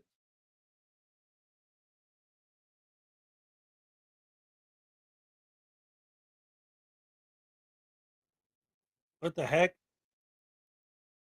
What's with the dead air, Steve? Come on, man. Judge H. There we Chris go. Ryan begins. Attorney Slaughter has filed a motion asking for dismissal because a prosecutor walked into the jury room as they were deliberating. State notes attorney was public defender, not assistant state's attorney. It was addressed on record at verdict. Motion denied. State has witnesses before sentencing. Calls Peru police officer Nick Biagoni to establish an antagonistic relationship between the officer and Farmer. Officer says he'd had to break up a fight during a child custody exchange in the parking lot between Farmer and her child's paternal great-grandmother. Testifies she'd refused to leave at the end of the exchange and in fact eventually filed a complaint about illegal detainment against the officer. A few months later, another exchange was to take place at the department. She didn't show. Officer says he went to her home and woke her up and she demanded he bring the child to her. He declined. In May 2023, officer says he encountered Farmer at a kids' softball game in Peru. He was coaching. Farmer's daughter was playing for the other team. Says Farmer screamed at Biagoni about coaching his players to bully her daughter. Says Farmer recorded the incident on video and posted it to the Accountability Angel YouTube channel. More objections by attorney Slaughter. says he's been portrayed as the enemy of the people at least 5 times on her page. She also included an image of his daughter with face edited out. Slaughter crosses, gets officer to admit she hadn't broken the law in his encounters with her and that they just didn't get along. State calls Deputy Sheriff and Court Security Officer Donna Ortiz, who's been the target of video attacks by Farmer on her YouTube channel. Testifies another Deputy Bonce was in an altercation with Farmer at the downtown courthouse and that it was videotaped. State asks to enter the video as evidence. Defense says it has to be the full video, and Judge Ryan agrees. State shows the video. Right, this is the video being played. Video shows her interactions as Farmer is challenged by a deputy as she tries to get paperwork in the downtown courthouse. Bonce challenges her, saying she cannot record. She retorts that they're tramping on my constitutional rights. It's basic 8th grade knowledge. You might want to learn the law a little better. Give me a judge's order that says I can't record. Freedom of the press, bro, she says. She claims the deputies are denying her services and wants their names so she knows whom she has to file a complaint on. Get the F away from me, she says, as Bonce decides to record her. She says he's using his phone on public time and that she can FOIA the video now. Narrates the video calling Bonce an oath breaker. Get out of my way, she says, as deputy tries to block door to the records office. Where the F did you go to school, dude? Are you crazy? Jesus Christ. When challenged by the deputy, she says she's entitled to say what she wants. Note that she's fought with deputies and it got blasted all over YouTube. Continues cursing and calling the deputies tax dollar wasting goons. Farmer asks the deputy if he breaks his vows to his wife like he breaks his work oath. You're effed up, insists the deputy call the sheriff. Narrates that the last she's checked, using the F word is freedom of speech. You need to get the F out of my way. Is this kidnapping? We're here to check the government, she says. Deputy says, I thought you were here to file paperwork. After about 30 minutes of video is shown, State returns to questioning Deputy Donna Ortiz. Says Farmer has come in for complaint forms and says Farmer and Donna's father would be rolling over in his grave if he knew how she is behaving. Ortiz testifies Angel taunted former LaSalle police chief, now a courthouse deputy, Uranic about his wife and his relationship with her. His wife had passed away at the time. On another occasion, Ortiz says Farmer again commented that she was sorry Ortiz's father had passed, but that he would still be ashamed of Ortiz. Slaughter objects, asking relevant. State responds that part of the point of the proceeding is to show Farmer's character. Judge retorts to State, I'm not sleeping. You can keep shoveling and shoveling and shoveling. Really? Right, on to the defense. Defense calls Adrian Farmer's brother, Jacob Farmer, to testify. That's Justice Jake. Testifies they'd been in foster care and were adopted by the same family at Angel's request. Slaughter asks,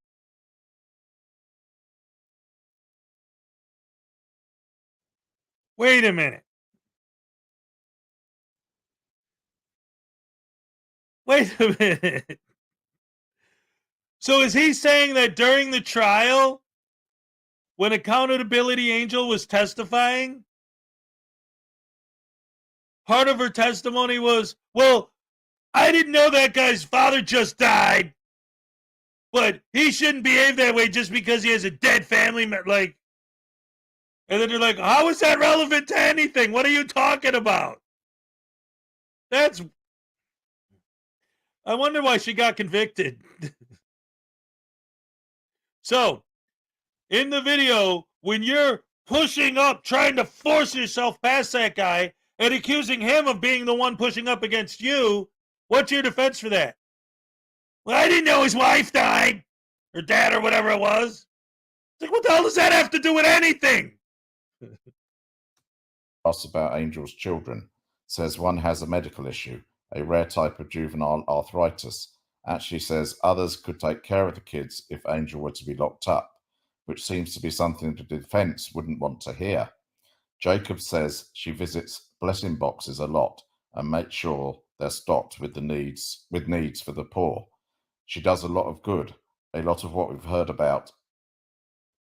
is about the past. Says LaSalle Mayor Jeff Grove thanked her at the last council meeting for not giving us any problems, and we don't want to give you any problems. Testifies she's teaching her kids right from wrong, respect and manners. A lot of people don't see it that way, he says. Referring to the day she was arrested, he says there were a lot of mistakes made on a lot of fronts. Says some people can't admit they're wrong, and that to Angel it's not about clicks. State asks if she's a self-employed independent journalist. Says he doesn't know how she's paid as a journalist.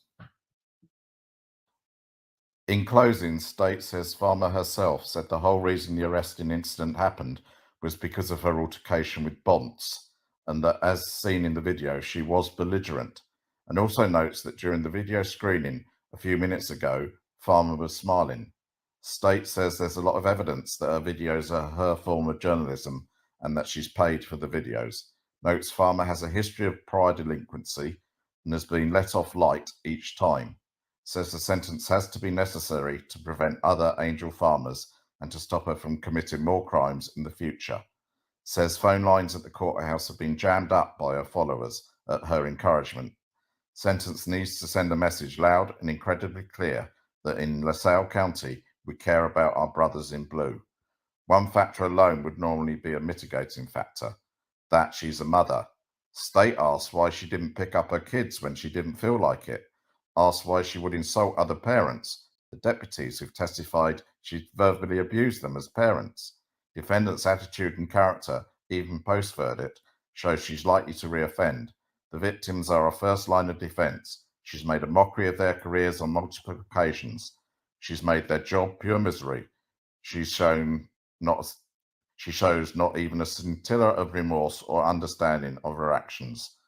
Ask that, among other things, Farmer be ordered to have no contact with certain deputies and Officer Biagioni, serve 100 days in jail and get anger management counselling. Farmer reads a statement saying she's a journalist, that she's a First Amendment guardian. Her checks, she says, have proven educational to her followers and law enforcement.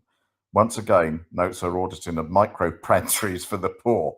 I don't run around with a camera trying to cause problems, she says. She points out safety and security flaws.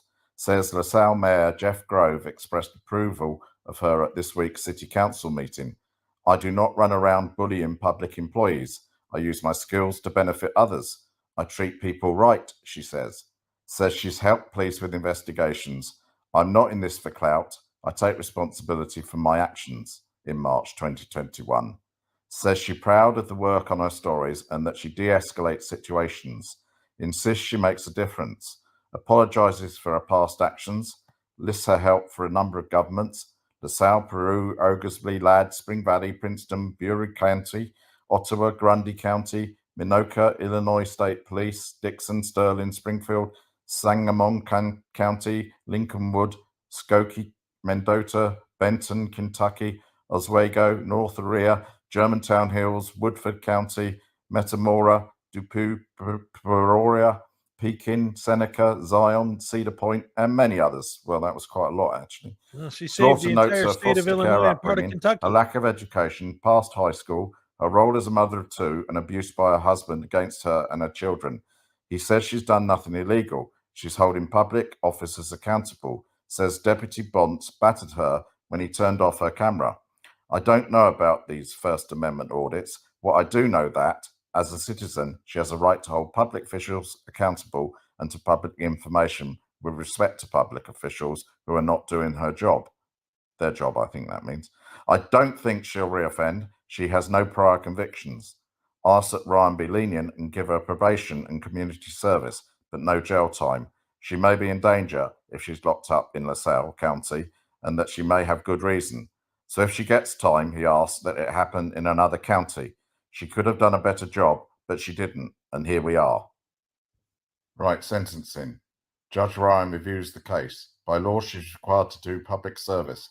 She has some alcohol-related offences, but she's paid her debt. She has 2 kids, one with a medical condition. Video was interesting. She has a very loose understanding of what her constitutional rights are. The swearing on the video would be enough to be removed from the building. The conjugation of the F word was done how many times? Her children are the only thing that makes him hesitate to jail her.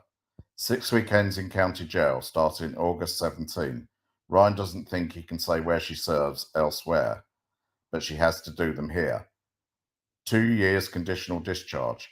Cannot violate any laws. Can't have a weapon. She has to do anger management sessions. She has to come back in 1 year to show she's complied. She's allowed access to public buildings. She cannot enter LaSalle County Courthouse for 2 years unless she prearranges meetings. Right, just before I finish, I'll play a radio show host local to her message to her. Thanks for watching. Hey, Angel, before you go to jail, if you want to call the show at 223-3093 and lay out for all of us all the corruption that you found with all this mayhem and chaos that you've caused, 815-223-3093. All the energy, all the time, all the issues and problems that you've caused the taxpayers and the taxpayer-funded officials, why don't you call me with a list of all the skullduggery, malfeasance, and corruption that you found? I'll set aside about 8 seconds. Including since she was found guilty, because she's been up there.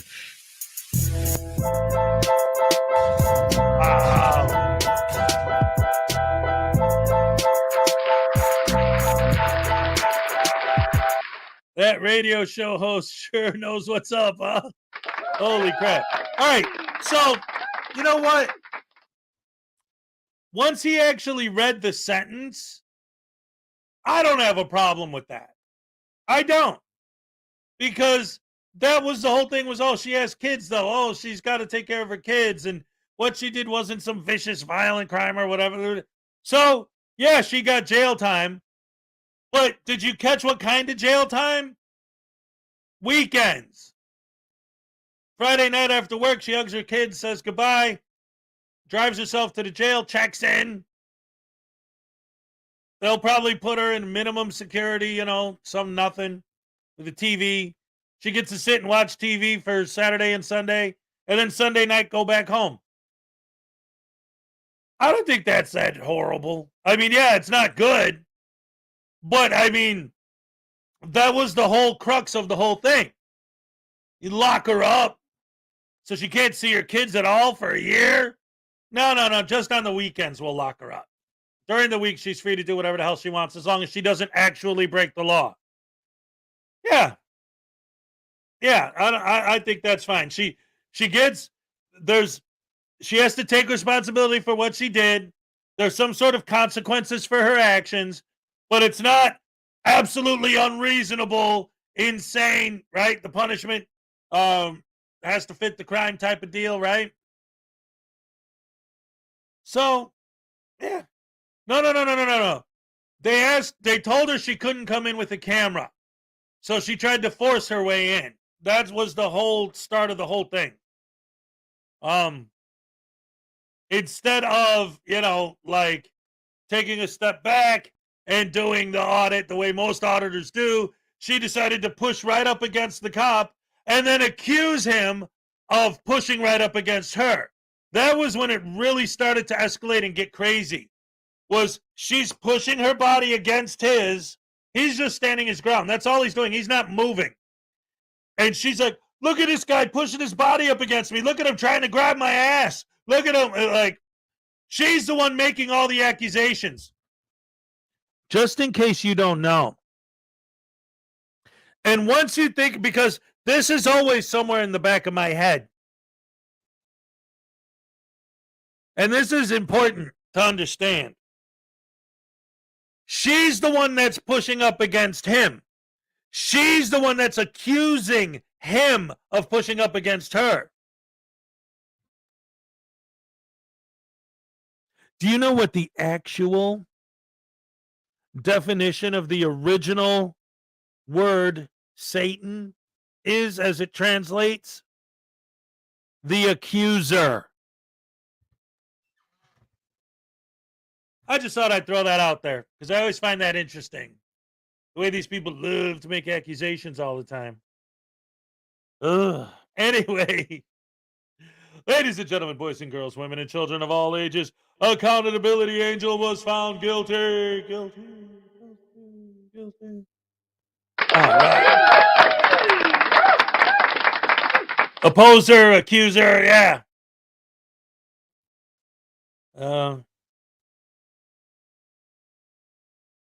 Oh, red with the microphone and the shirt, yeah. You know what's cool about the red is I wore the red shirt when I made fun of Easy Cameras On, and now he calls me the Kool-Aid Man, and I actually think that's funny. Oh, there's Hez using logic again. Let's see. If the video wasn't rolling, she could have fingered him for sexual harassment, and the man's life would have been over. Exactly. I think that's why she got in trouble. Here we go. Pushing her body up against him. Who could that be? Satan? Yes, who remembers the church lady from Saturday Night Live? That was good stuff. Was it Satan?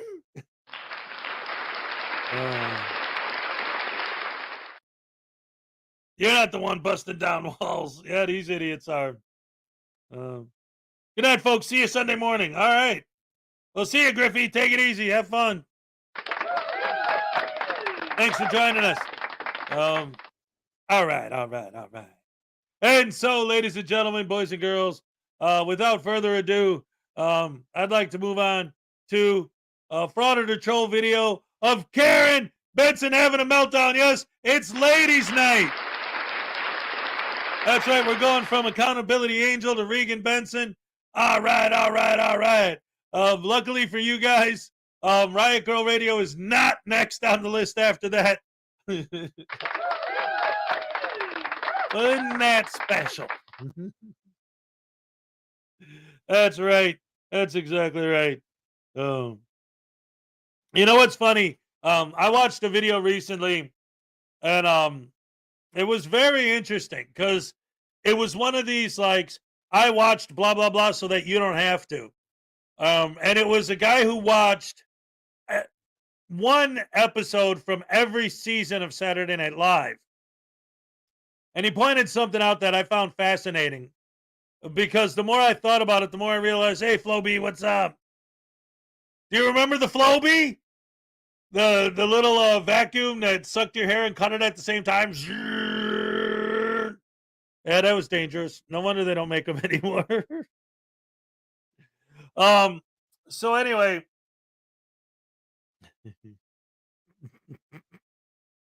I'm sorry. You guys make me. I love you guys. You're the best. At least Regan spared us from another trip to the ladies' room. So anyway, we're a little bit about the Saturday Night Live thing. So anyway, what they pointed out in this video that I watched that I thought was actually really interesting was like everyone likes to talk about in the good old days when Saturday Night Live was still good and now it's crap. And he was like, you know what? I think, and this is the theory of the guy who made the video, and it made sense to me the way he explained it. If you actually go back and watch full episodes of Saturday Night Live from any of the old seasons, no matter how great we thought those seasons were, when you watch full episodes, you quickly realize that it actually isn't all that different than it used to be. There'd be that one or two sketches that were good, and those are the ones we remember. So now we think, oh, in the 70s, there were so many great sketches. Yeah, but in a decade, if there's only one good sketch per episode in an entire decade, that's a lot of great sketches. So you go back and you think and you remember all these great sketches and all these great characters, and then you forget about all of the bad sketches and all of the lame characters that happened in between. You only remember the good ones. And I think I've always thought, not about, Saturday Night Live specifically, but in general, I've always kind of felt that way. Like it's real easy for us to look at music, for example, and say, oh, all the new music sucks and all the old music was great. But then you go back and you're like, okay, we remember all the great songs. But that doesn't mean that there weren't a million crappy songs. We just remember the good ones. But then again, that's kind of not fair, because even this is one of the things that this is actually a really good point when it comes to music specifically. As I get older, I start to go back and listen to old music that I hated when it was new. Compared to new music, it's way better. I'd way rather listen to the Hollies or Air Supply or disco than most modern stuff. And the good modern stuff is the stuff that's using samples of the old stuff. Anyway, what? I'm chopping broccoli. Chopping broccoli. Is this the Dana Carvey show now?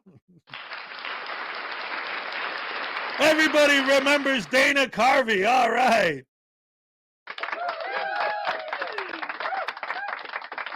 I think the last 3 references we made were all the Dana Carvey characters.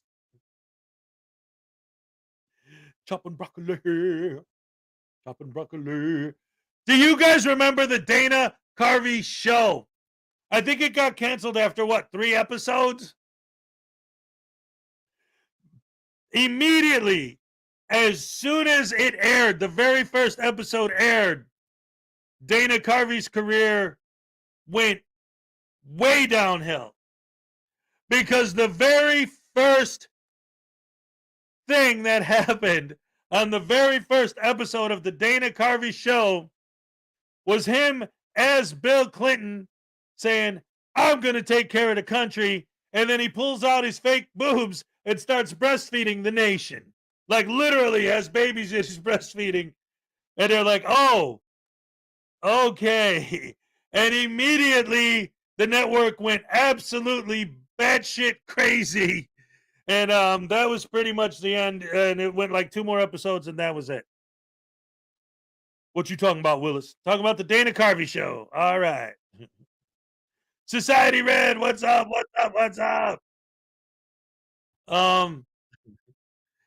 Yeah, Dana Carvey was on top of the world until that show went on the air, and then it went off the air real fast. What's crazy about the Dana Carvey show is that the actors who were on it all are like comedy legends now. But at that time, it was like their first show, and the show got canceled after 2-3 episodes. So, but it was like, like Steve Carell, people like that.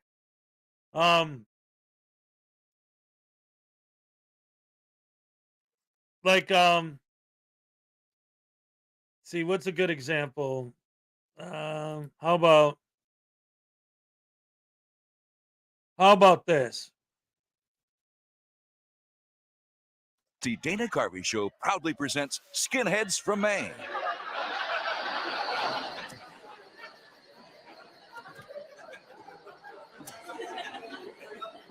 Nice breeze tonight. Yeah. Never cared much for the Negroes. No, me neither. Are you going to the synagogue tomorrow? Yeah. Picked out a nice rock, gonna throw it out a window. Yeah. Nice sunset we're having. Yeah. Yeah, the weather's the only thing the Jews don't control.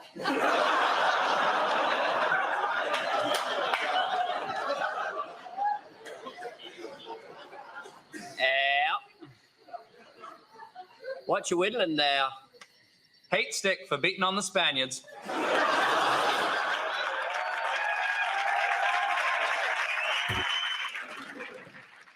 Lilacs blooming early this year. Oh, lovely. Anyway, Holocaust didn't. That's an example of the Dana Carvey show and why it got canceled after only a couple episodes.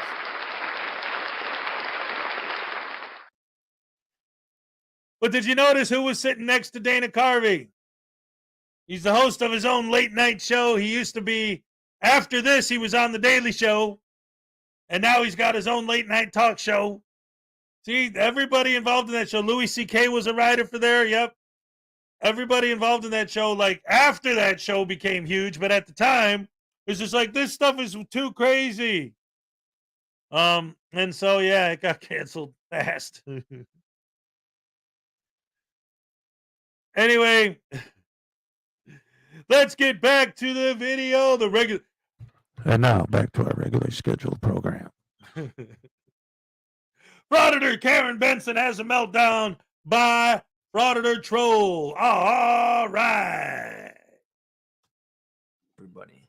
In today's video, we'll be taking a look at Karen Benson as she is having yet again another complete Karen meltdown during a public meeting.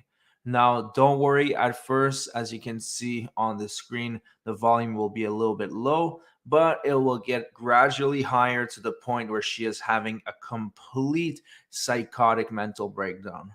With that being said, enjoy the video. Years, you got to start listening to us. You aren't doing it. Thanks. Is this my first question to council? Next up is Regan Benson. Good evening, council. Thank you for not pushing the name issue there. I really appreciate that, Mayor Pro Tem. I was compelled to take my personal time tonight as I've been dealing with homelessness all day, tragedy after tragedy. Did you guys know that people are dying out on the streets? I know. The majority of the population hates homeless people. They're worthless. They're drug addicts. None of them have trauma. They choose to live out on the street with no sanitation, with no running water.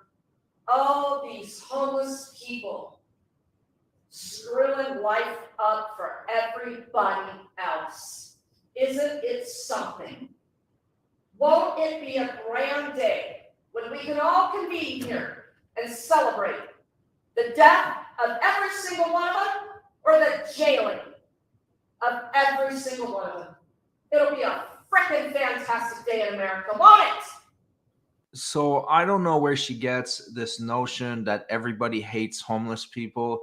I personally have nothing against them. I feel that it's unfortunate that they are in that situation, and there's not much I can do because often they have mental health issues or addiction. But it seems that Karen wants to play the victim and pretend that everybody is so evil, and just because they're not doing what she's doing, they are complete evil human beings. Let me tell you this. Karen Benson does not give a shit about homeless people. It's all about her ego, and it's about harassing the cops. She said so multiple times. The last time I was in Inglewood, I was over at the police department at 405 trying to make a records request. I got a phone call from one of my homeless individuals that used to be an Inglewood resident that was effectively criminalized out of the city of Inglewood thanks to people like Sam Watson, who reminded me tonight when I saw him that I needed to shift gears and not really talk about your study session that compelled me here. What compels me is human life. People are so buried in politics and who's doing what to who, so somebody can have a better enjoyment out of life. While I was in that police department, I got a call from Steve Olson. He goes by Cowboy on the streets. Many of you in Inglewood here know him. If you don't, go to my YouTube channel and watch all the videos about Cowboy. You effectively criminalized him out of the city of Inglewood. He died the day after he called me on the phone. I didn't get my records request because it was 4:05. The staff was leaving for the day. It was the big flood. Remember that day? They were busy. I waited to go in there because of the rain so I could take the phone call from Steve. You want to talk about safe parking? It doesn't work. There are barriers. If you're not legal, you can't use safe parking.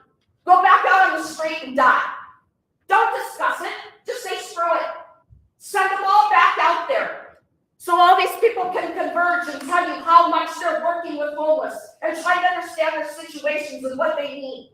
Don't discuss any of that bullshit. Go back to politics. Go back to zoning. Go back to catering to people pissed off because they're building houses that we can't put people in. People are dying out here. And Englewood sucks. $1.3 million and no fucking services. Next up will be Mr. Kozak. Thanks for the bench. And this is what Karen does best. She comes in, she causes havoc, does a whole scene, and then she leaves, leaving destruction behind. If she really cared about Englewood, she would stay for the whole meeting. Maybe there's other pertinent information, right, that she could learn, but of course not. It's all about making her videos and, most importantly, feeding her massive ego.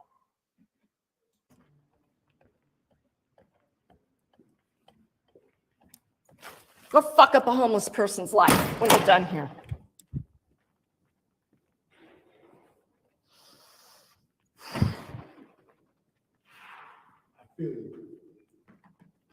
Good to see you. Thank you for everything, Dwight. You too.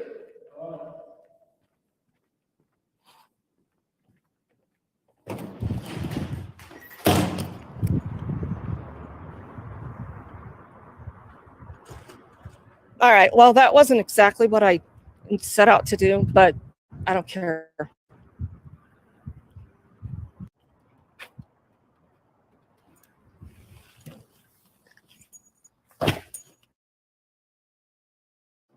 And if you aren't pissed off, it's about time you should be.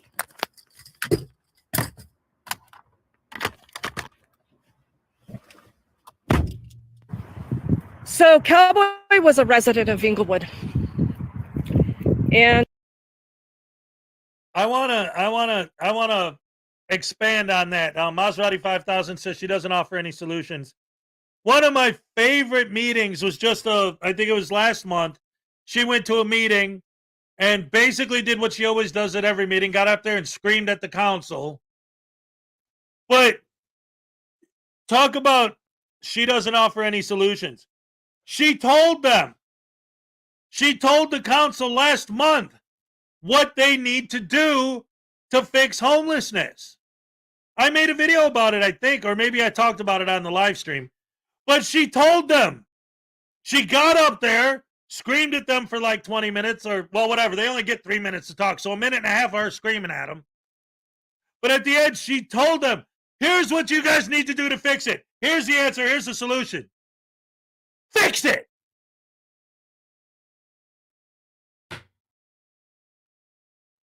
Oh! Thank you. We never thought of that one. Thanks for opening our eyes.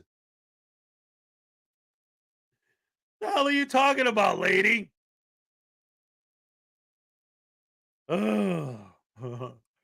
Oh, could you imagine if it was if Auntie Flo was in there?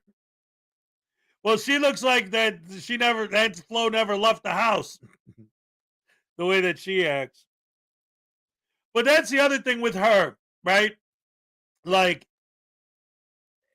as far as the frauditing goes, you can, this is what I actually said this yesterday when I was on that stream on Chris Against Tyranny's channel, right? Like, I'm not going to stop making fun of frauditors and frauditing, but I mean, like, I'll say, oh, this guy's an idiot or this guy's stupid or whatever because of the frauditing and the stuff like that.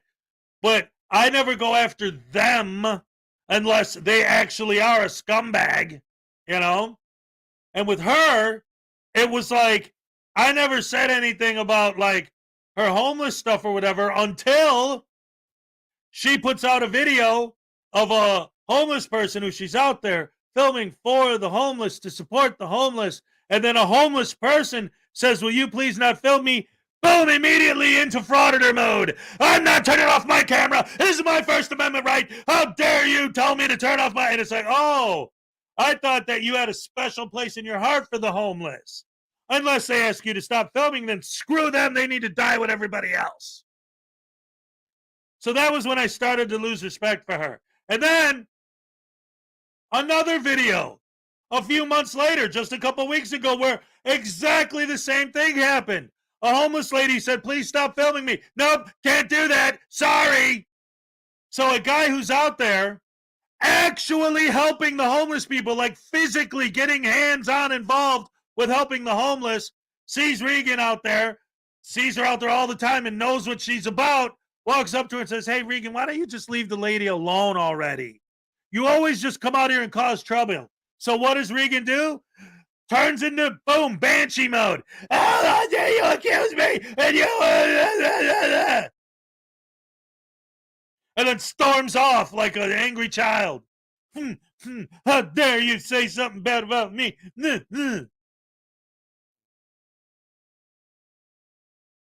then there's another video, one of my favorites, where she's in City Hall. And there's a homeless family in City Hall. And she starts talking to them, and it seems like it's all good. And, oh, that's right, she has a charity to raise money for the homeless.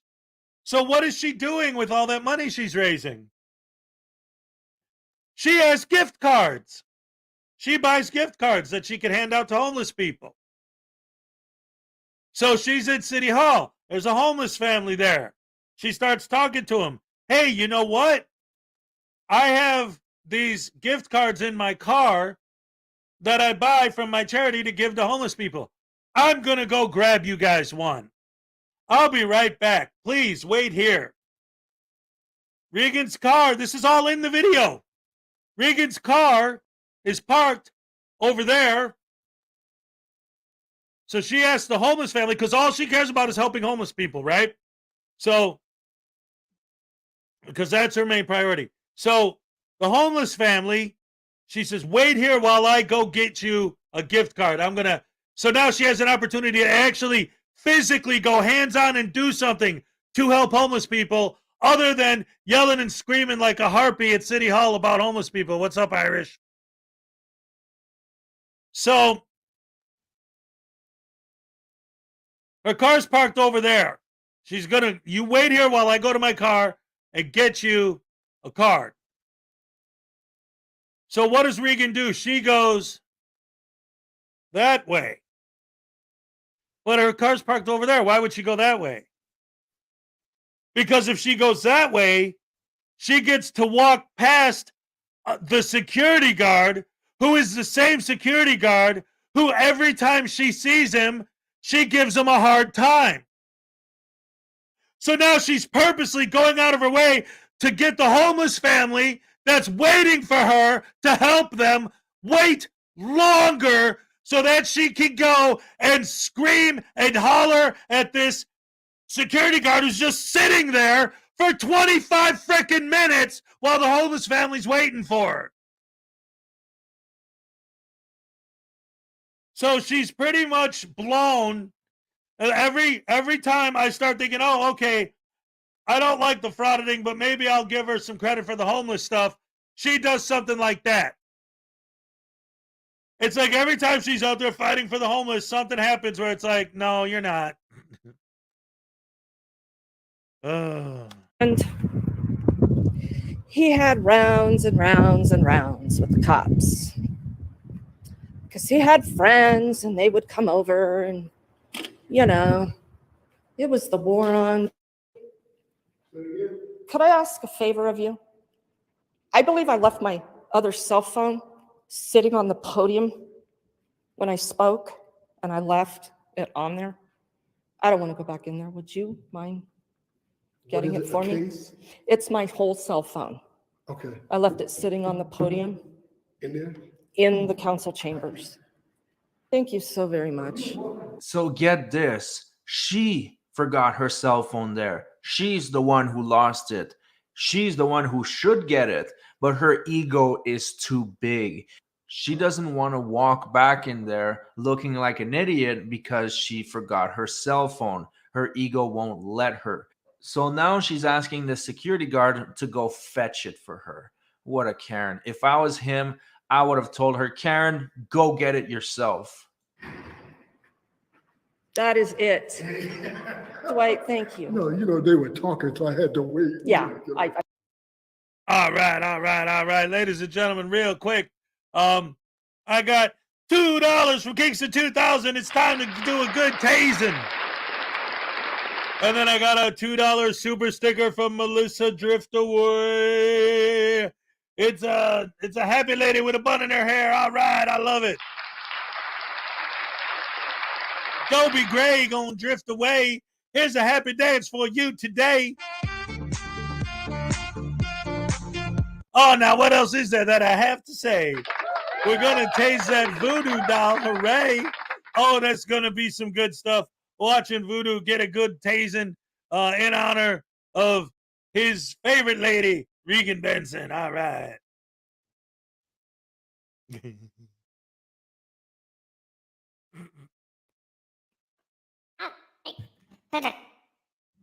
Kind of sort of let him better.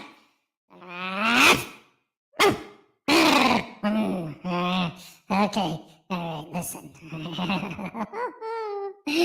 You guys got it all mixed up, all right? I'm going to explain it one more time. All right? You dig my pimp outfit? See that?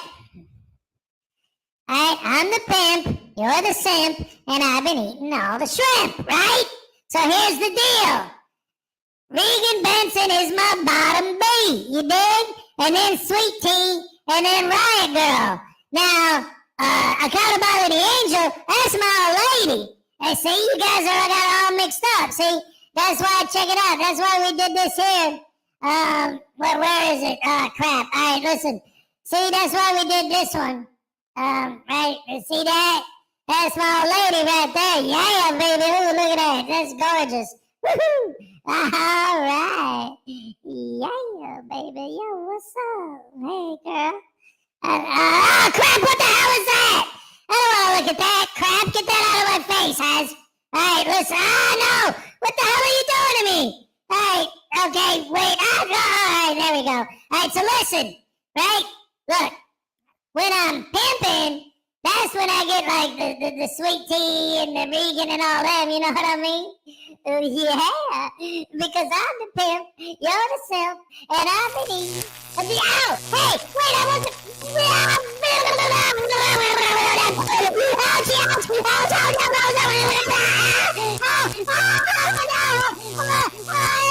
It's Josh Abrams in my basement.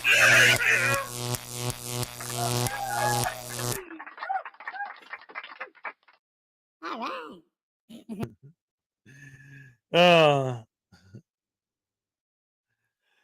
I love News Now Voodoo. Don't tase him.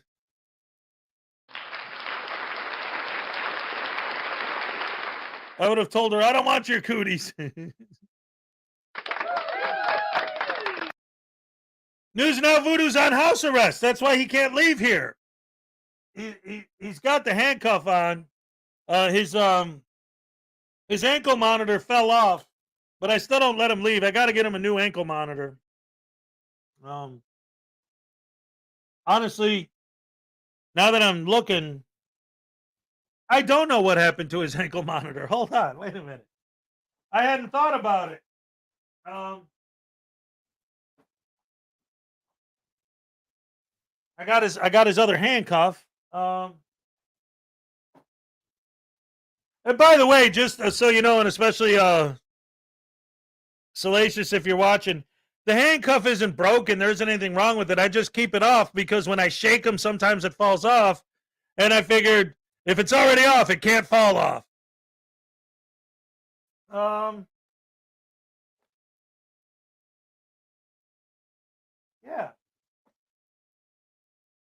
I don't know. I don't know where I put his ankle monitor. Oh well. Oh, News Now enemy. Because remember earlier he accused Blackheart Knight of stealing the number 15 Schrodinger cat card. Now News Now enemy is saying that maybe Blackheart Knight took the ankle monitor as well. Ooh. Carson says, I have no jurisdiction over Voodoo. Yeah, but he was released under house arrest under my supervision. So technically, legally, I'm going to do whatever the hell I want.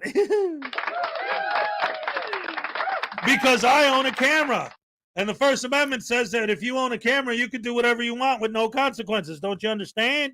Haven't you learned anything from talking about these frauditors yet?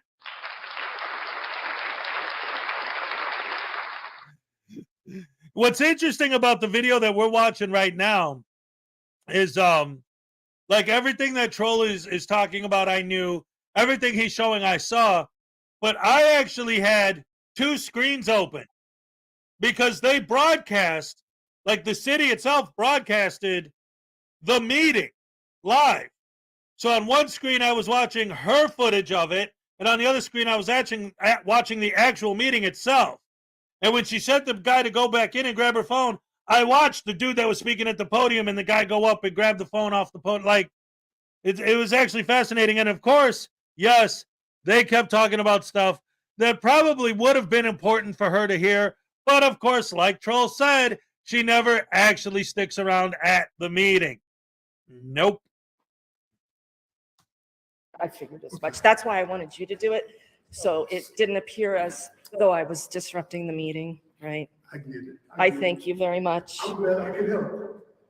Thank you for all you do. Thanks, Dwight. Day I met him earlier. Oh, when was it? When they closed the bathrooms, remember? And hired this allied security staff. I think they've actually scaled down their staff here. And it's just Dwight. And there was another older gentleman with him working. He was very cordial when I came here. I wasn't recording, but they were both great. And right before I pulled up, you should have seen the bolt of lightning, and it was super close, super close. It hasn't rained, but there's 3 rainbows over that way. So I was compelled to get up out of the comfort of my own home. And my husband's not very happy with me. I'm going to be real honest with you. And come over here and make public comment because I was watching this online. I was watching this study session. And what they were talking about was how Inglewood has partnered with Tri-City Homelessness. Inglewood has given them $1.3 million. So she says that her husband isn't really happy with her at the moment, but I doubt that man has been happy in a long time. After all, he is taking one for humanity. He's taking one for the team by marrying Karen Benson.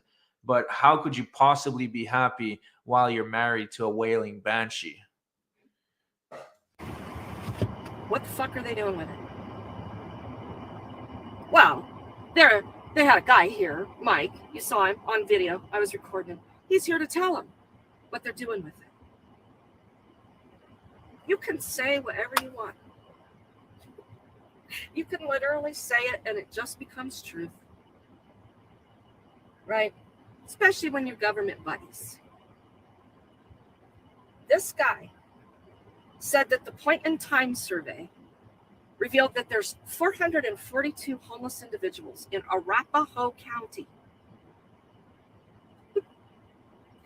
For those of you that don't know what point in time is, it's one day. It's usually the last couple weeks of January every year. And it's this federal count. It's this requirement to stay partners with HUD to get an accurate count on homelessness. One night. And they explain it as, January is pretty much cold everywhere. So everybody will be in shelters, because we have shelter capacity across this nation for all of our homeless. And good shelters, too. I mean, they're freaking fantastic shelters everywhere. Here we go.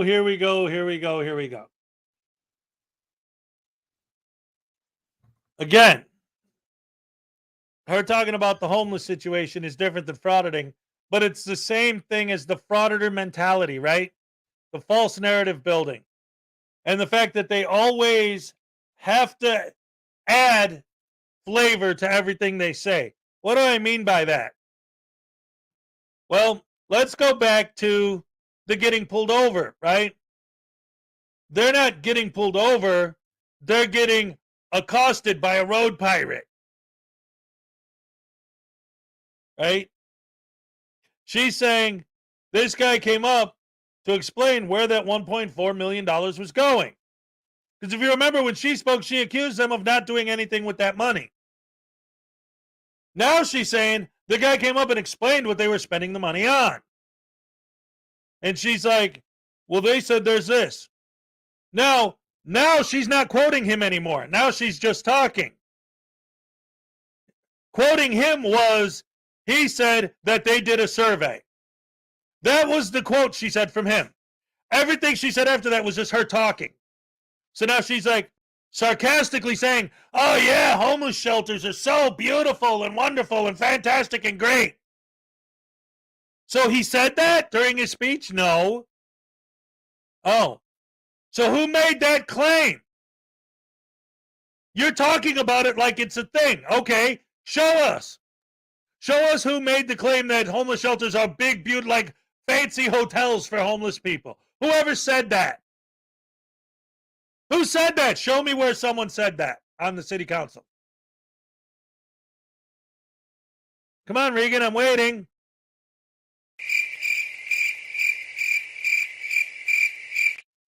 Yep. That's the answer.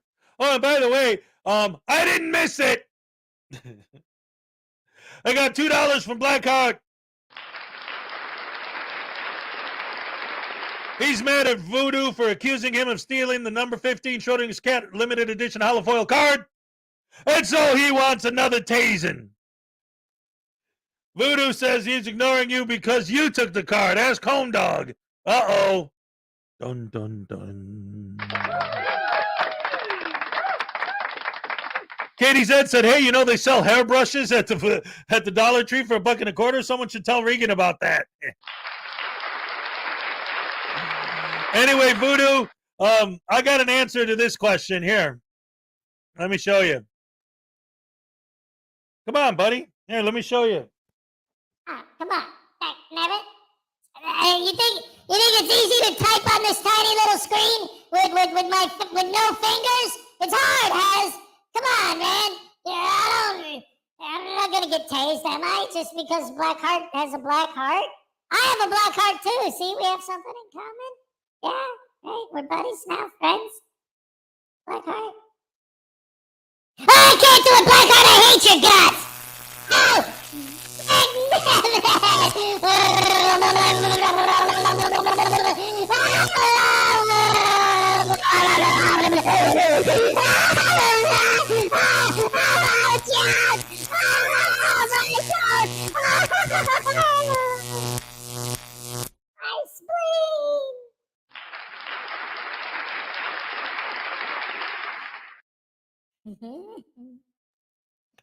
All right. Happy Friday, everybody. Oh, man. Speaking of voices that we love to hate. Which, by the way, this Sunday, we are doing our regular platform, Lawrence Accountability and I, at 1 o'clock Mountain Standard Time, 3 o'clock Eastern Time. And the topic is going to be on shelter. Yeah. So you won't want to miss that. So please mark your calendar for that. Notifications should go out on that. We're going to have some pretty compelling, we hope, folks talking about what's going on with shelter. And some actual unhoused folks on this panel. So please mark your calendar. This coming Sunday, we're shooting for this to be a regular panel every Sunday. We did our first one this past Saturday. If you haven't seen it, go watch it. Yeah, it's 2 hours. We're doing 2 hours max. Okay. 2 hours is a long time to watch a panel. I get it. But go in and scan through it. There's some great points and highlights, and it's constant conversation. Well, I guess I will have to go check out that live stream because I highly doubt that Karen Benson was able to stay calm for an entire 2 hours. Anyways, that's it for the video. I just wanted to show you yet another epic Karen meltdown, and the Queen of the Banshee delivered as usual. Thanks for watching, everybody. Don't forget to subscribe to the channel and turn on all notifications. That way you never miss another video. And I'll see you guys on the next one.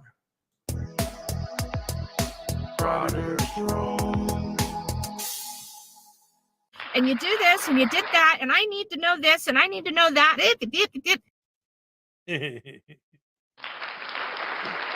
Oh my goodness gracious me. Anyway, ladies and gentlemen, listen. Here's the problem. So, well, I shouldn't say the problem because there's a lot of problems.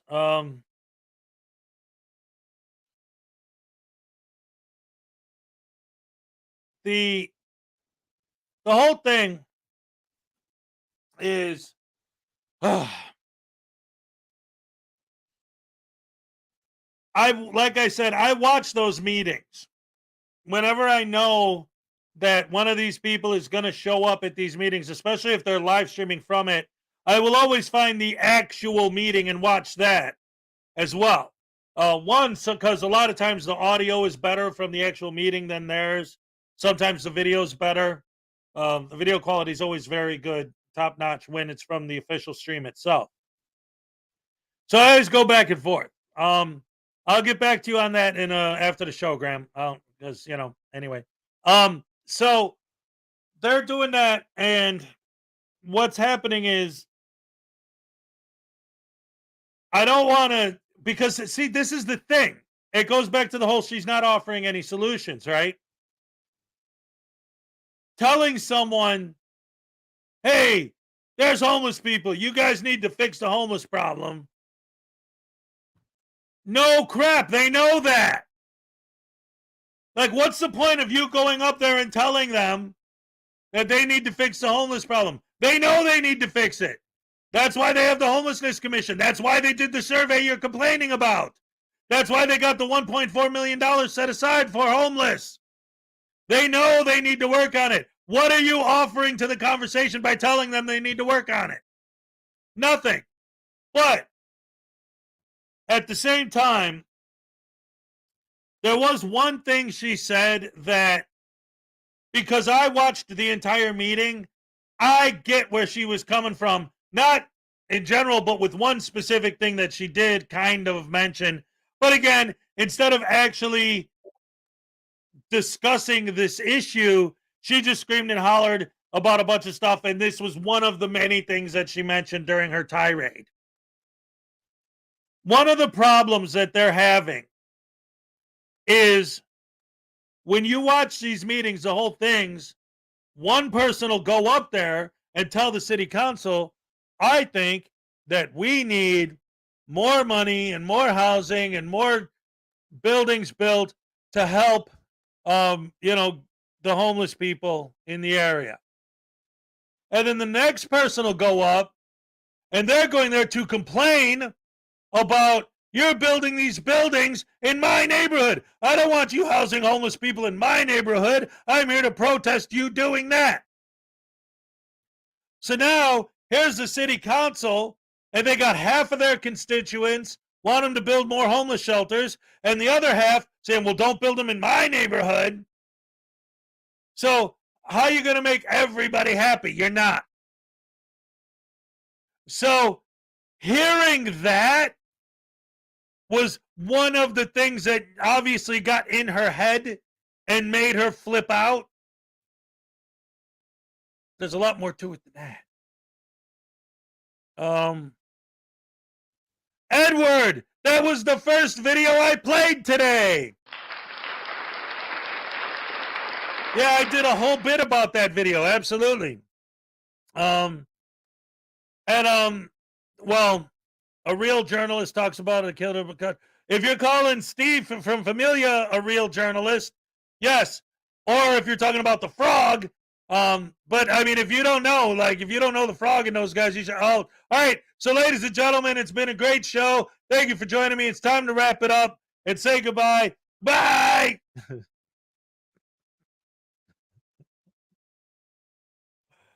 Oh yes, yes, yes, yes, yes. You guys are never gonna let that go. It's funny because like everybody who comes in here to talk trash nowadays just comes here to insult him. And it's like, okay, come to my show and talk about someone else. Don't talk about me or what I'm talking about or address any of the issues I mentioned. Just pick on Wrangler. You're Alabama's most wanted? Oh no, the least wanted, right?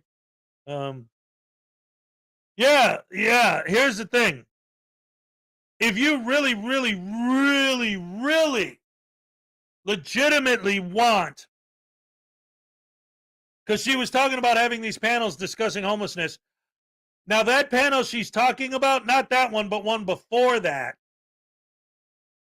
that wasn't part of this new show she's doing where she's on this panel every week.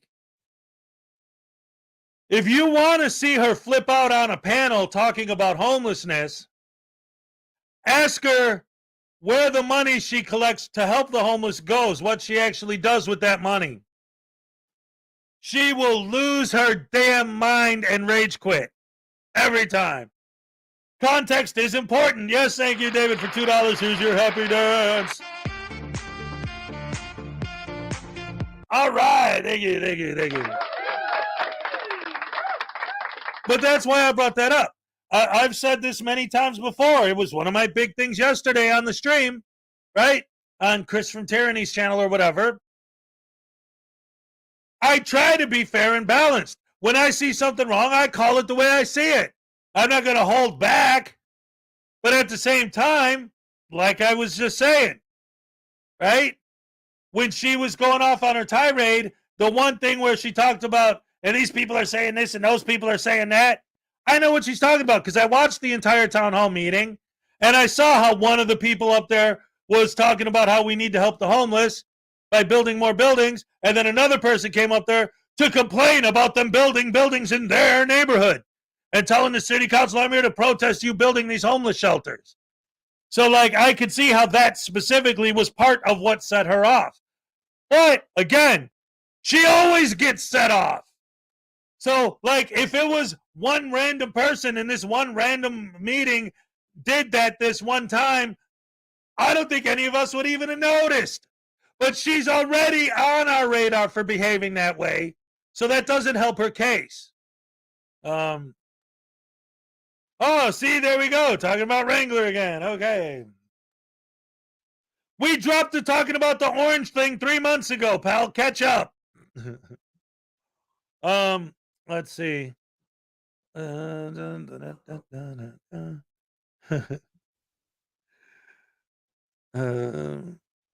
has 45 seconds is a winner. Okay.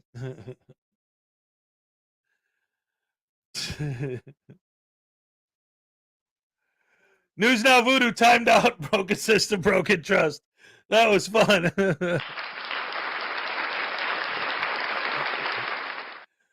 Anastasia, we're not talking about him.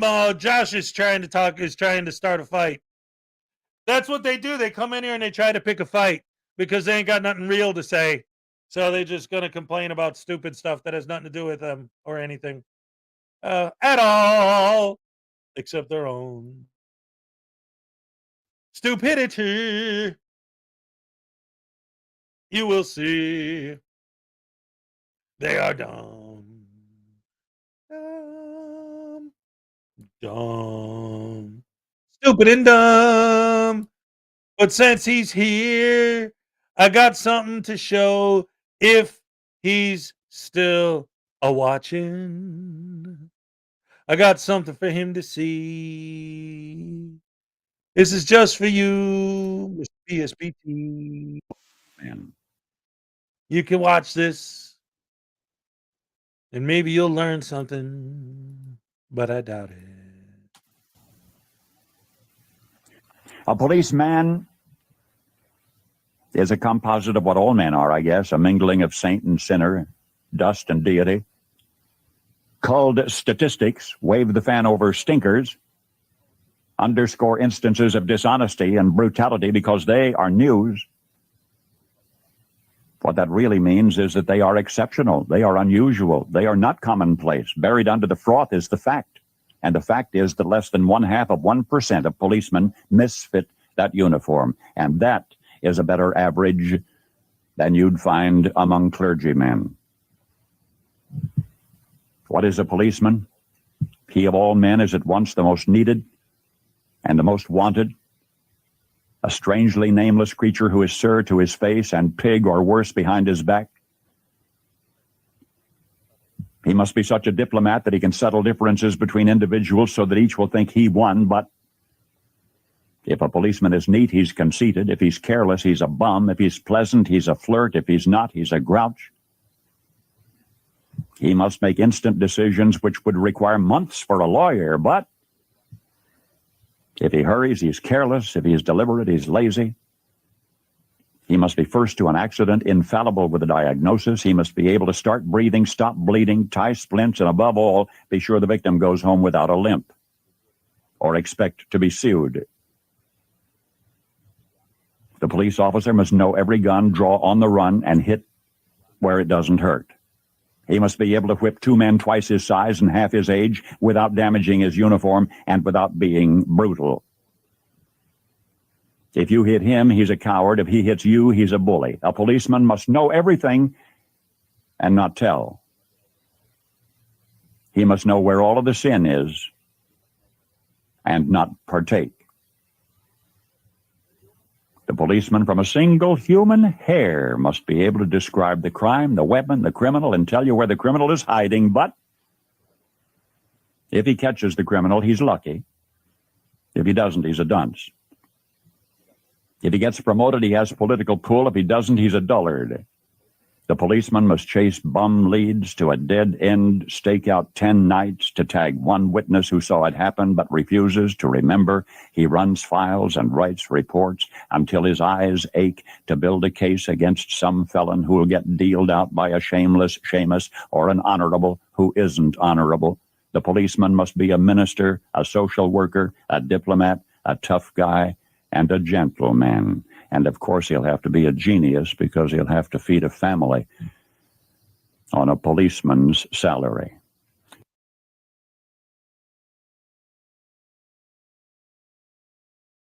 All right, all right, all right. Love it, love it, love it.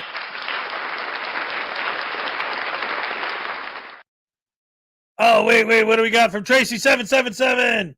What a great show. Your energy and fun you have really...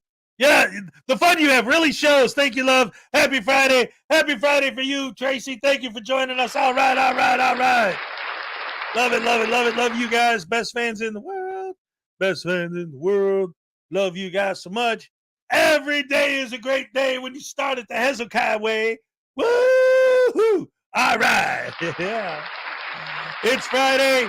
We got to start the weekend. Don't forget, ladies and gentlemen, tomorrow on the Saturday Night Snafu. Yeah. What? Oh. Sorry. Anyway, ladies and gentlemen, every Saturday at 5 p.m. Eastern Standard Time, myself and Cupcake from the Frauditor News Network channel. Technically, Cupcake is a stuffed animal, so it's Maggie. But Cupcake usually will make a surprise appearance from time to time. We have a different guest every Saturday. Now, tomorrow, our guest that was scheduled originally was going to be the one and only Mrs. Schrodinger's cat, however, she can't make it. So what we're going to do for the first hour, we're going to talk to NCR News Network. And then the second hour, we're going to be split. It looks like We're going to have Uncle Artie's Bar and Grill of Stupidity.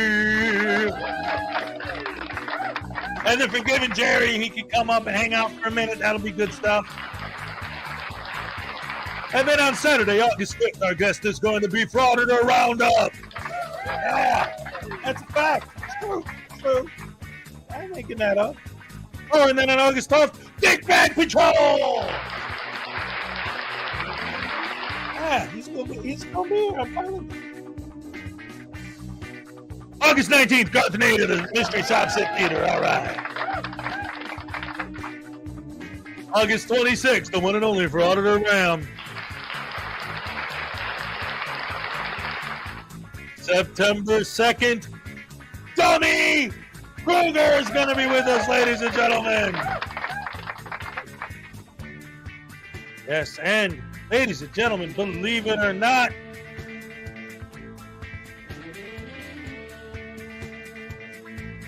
on September 9th, Underground News. That's right, that's right, that's right. So anyway, ladies and gentlemen, it's great stuff, great stuff, great stuff. Great to see so many wonderful, beautiful people here again. Hopefully you'll join us tomorrow night. Go ahead and ignore Josh Lanto because the show's over anyway. And we all know that he's a butterbrain, K-Far stalking douche canoe. Home Dog's actually giving him a legit answer. Yes, it was Paul Harvey. And if you were to actually like have half a brain cell and listen to what's being said, you would realize it's 100% accurate. But of course, I wouldn't expect you to understand anything above. I do not like green eggs and ham. I do not like them, Sam. I am Sam. I am. After that first page, I am Sam saying I am. He can't handle anything after that. So, anyway, thank you once again, ladies and gentlemen, for joining me. As always, I love you guys. You are the best fans in the world. And as my Elvis Gnome always says at the end of the show, yeah, yeah, yeah. Josh Lanto's a douche. I mean, I'm all shook up.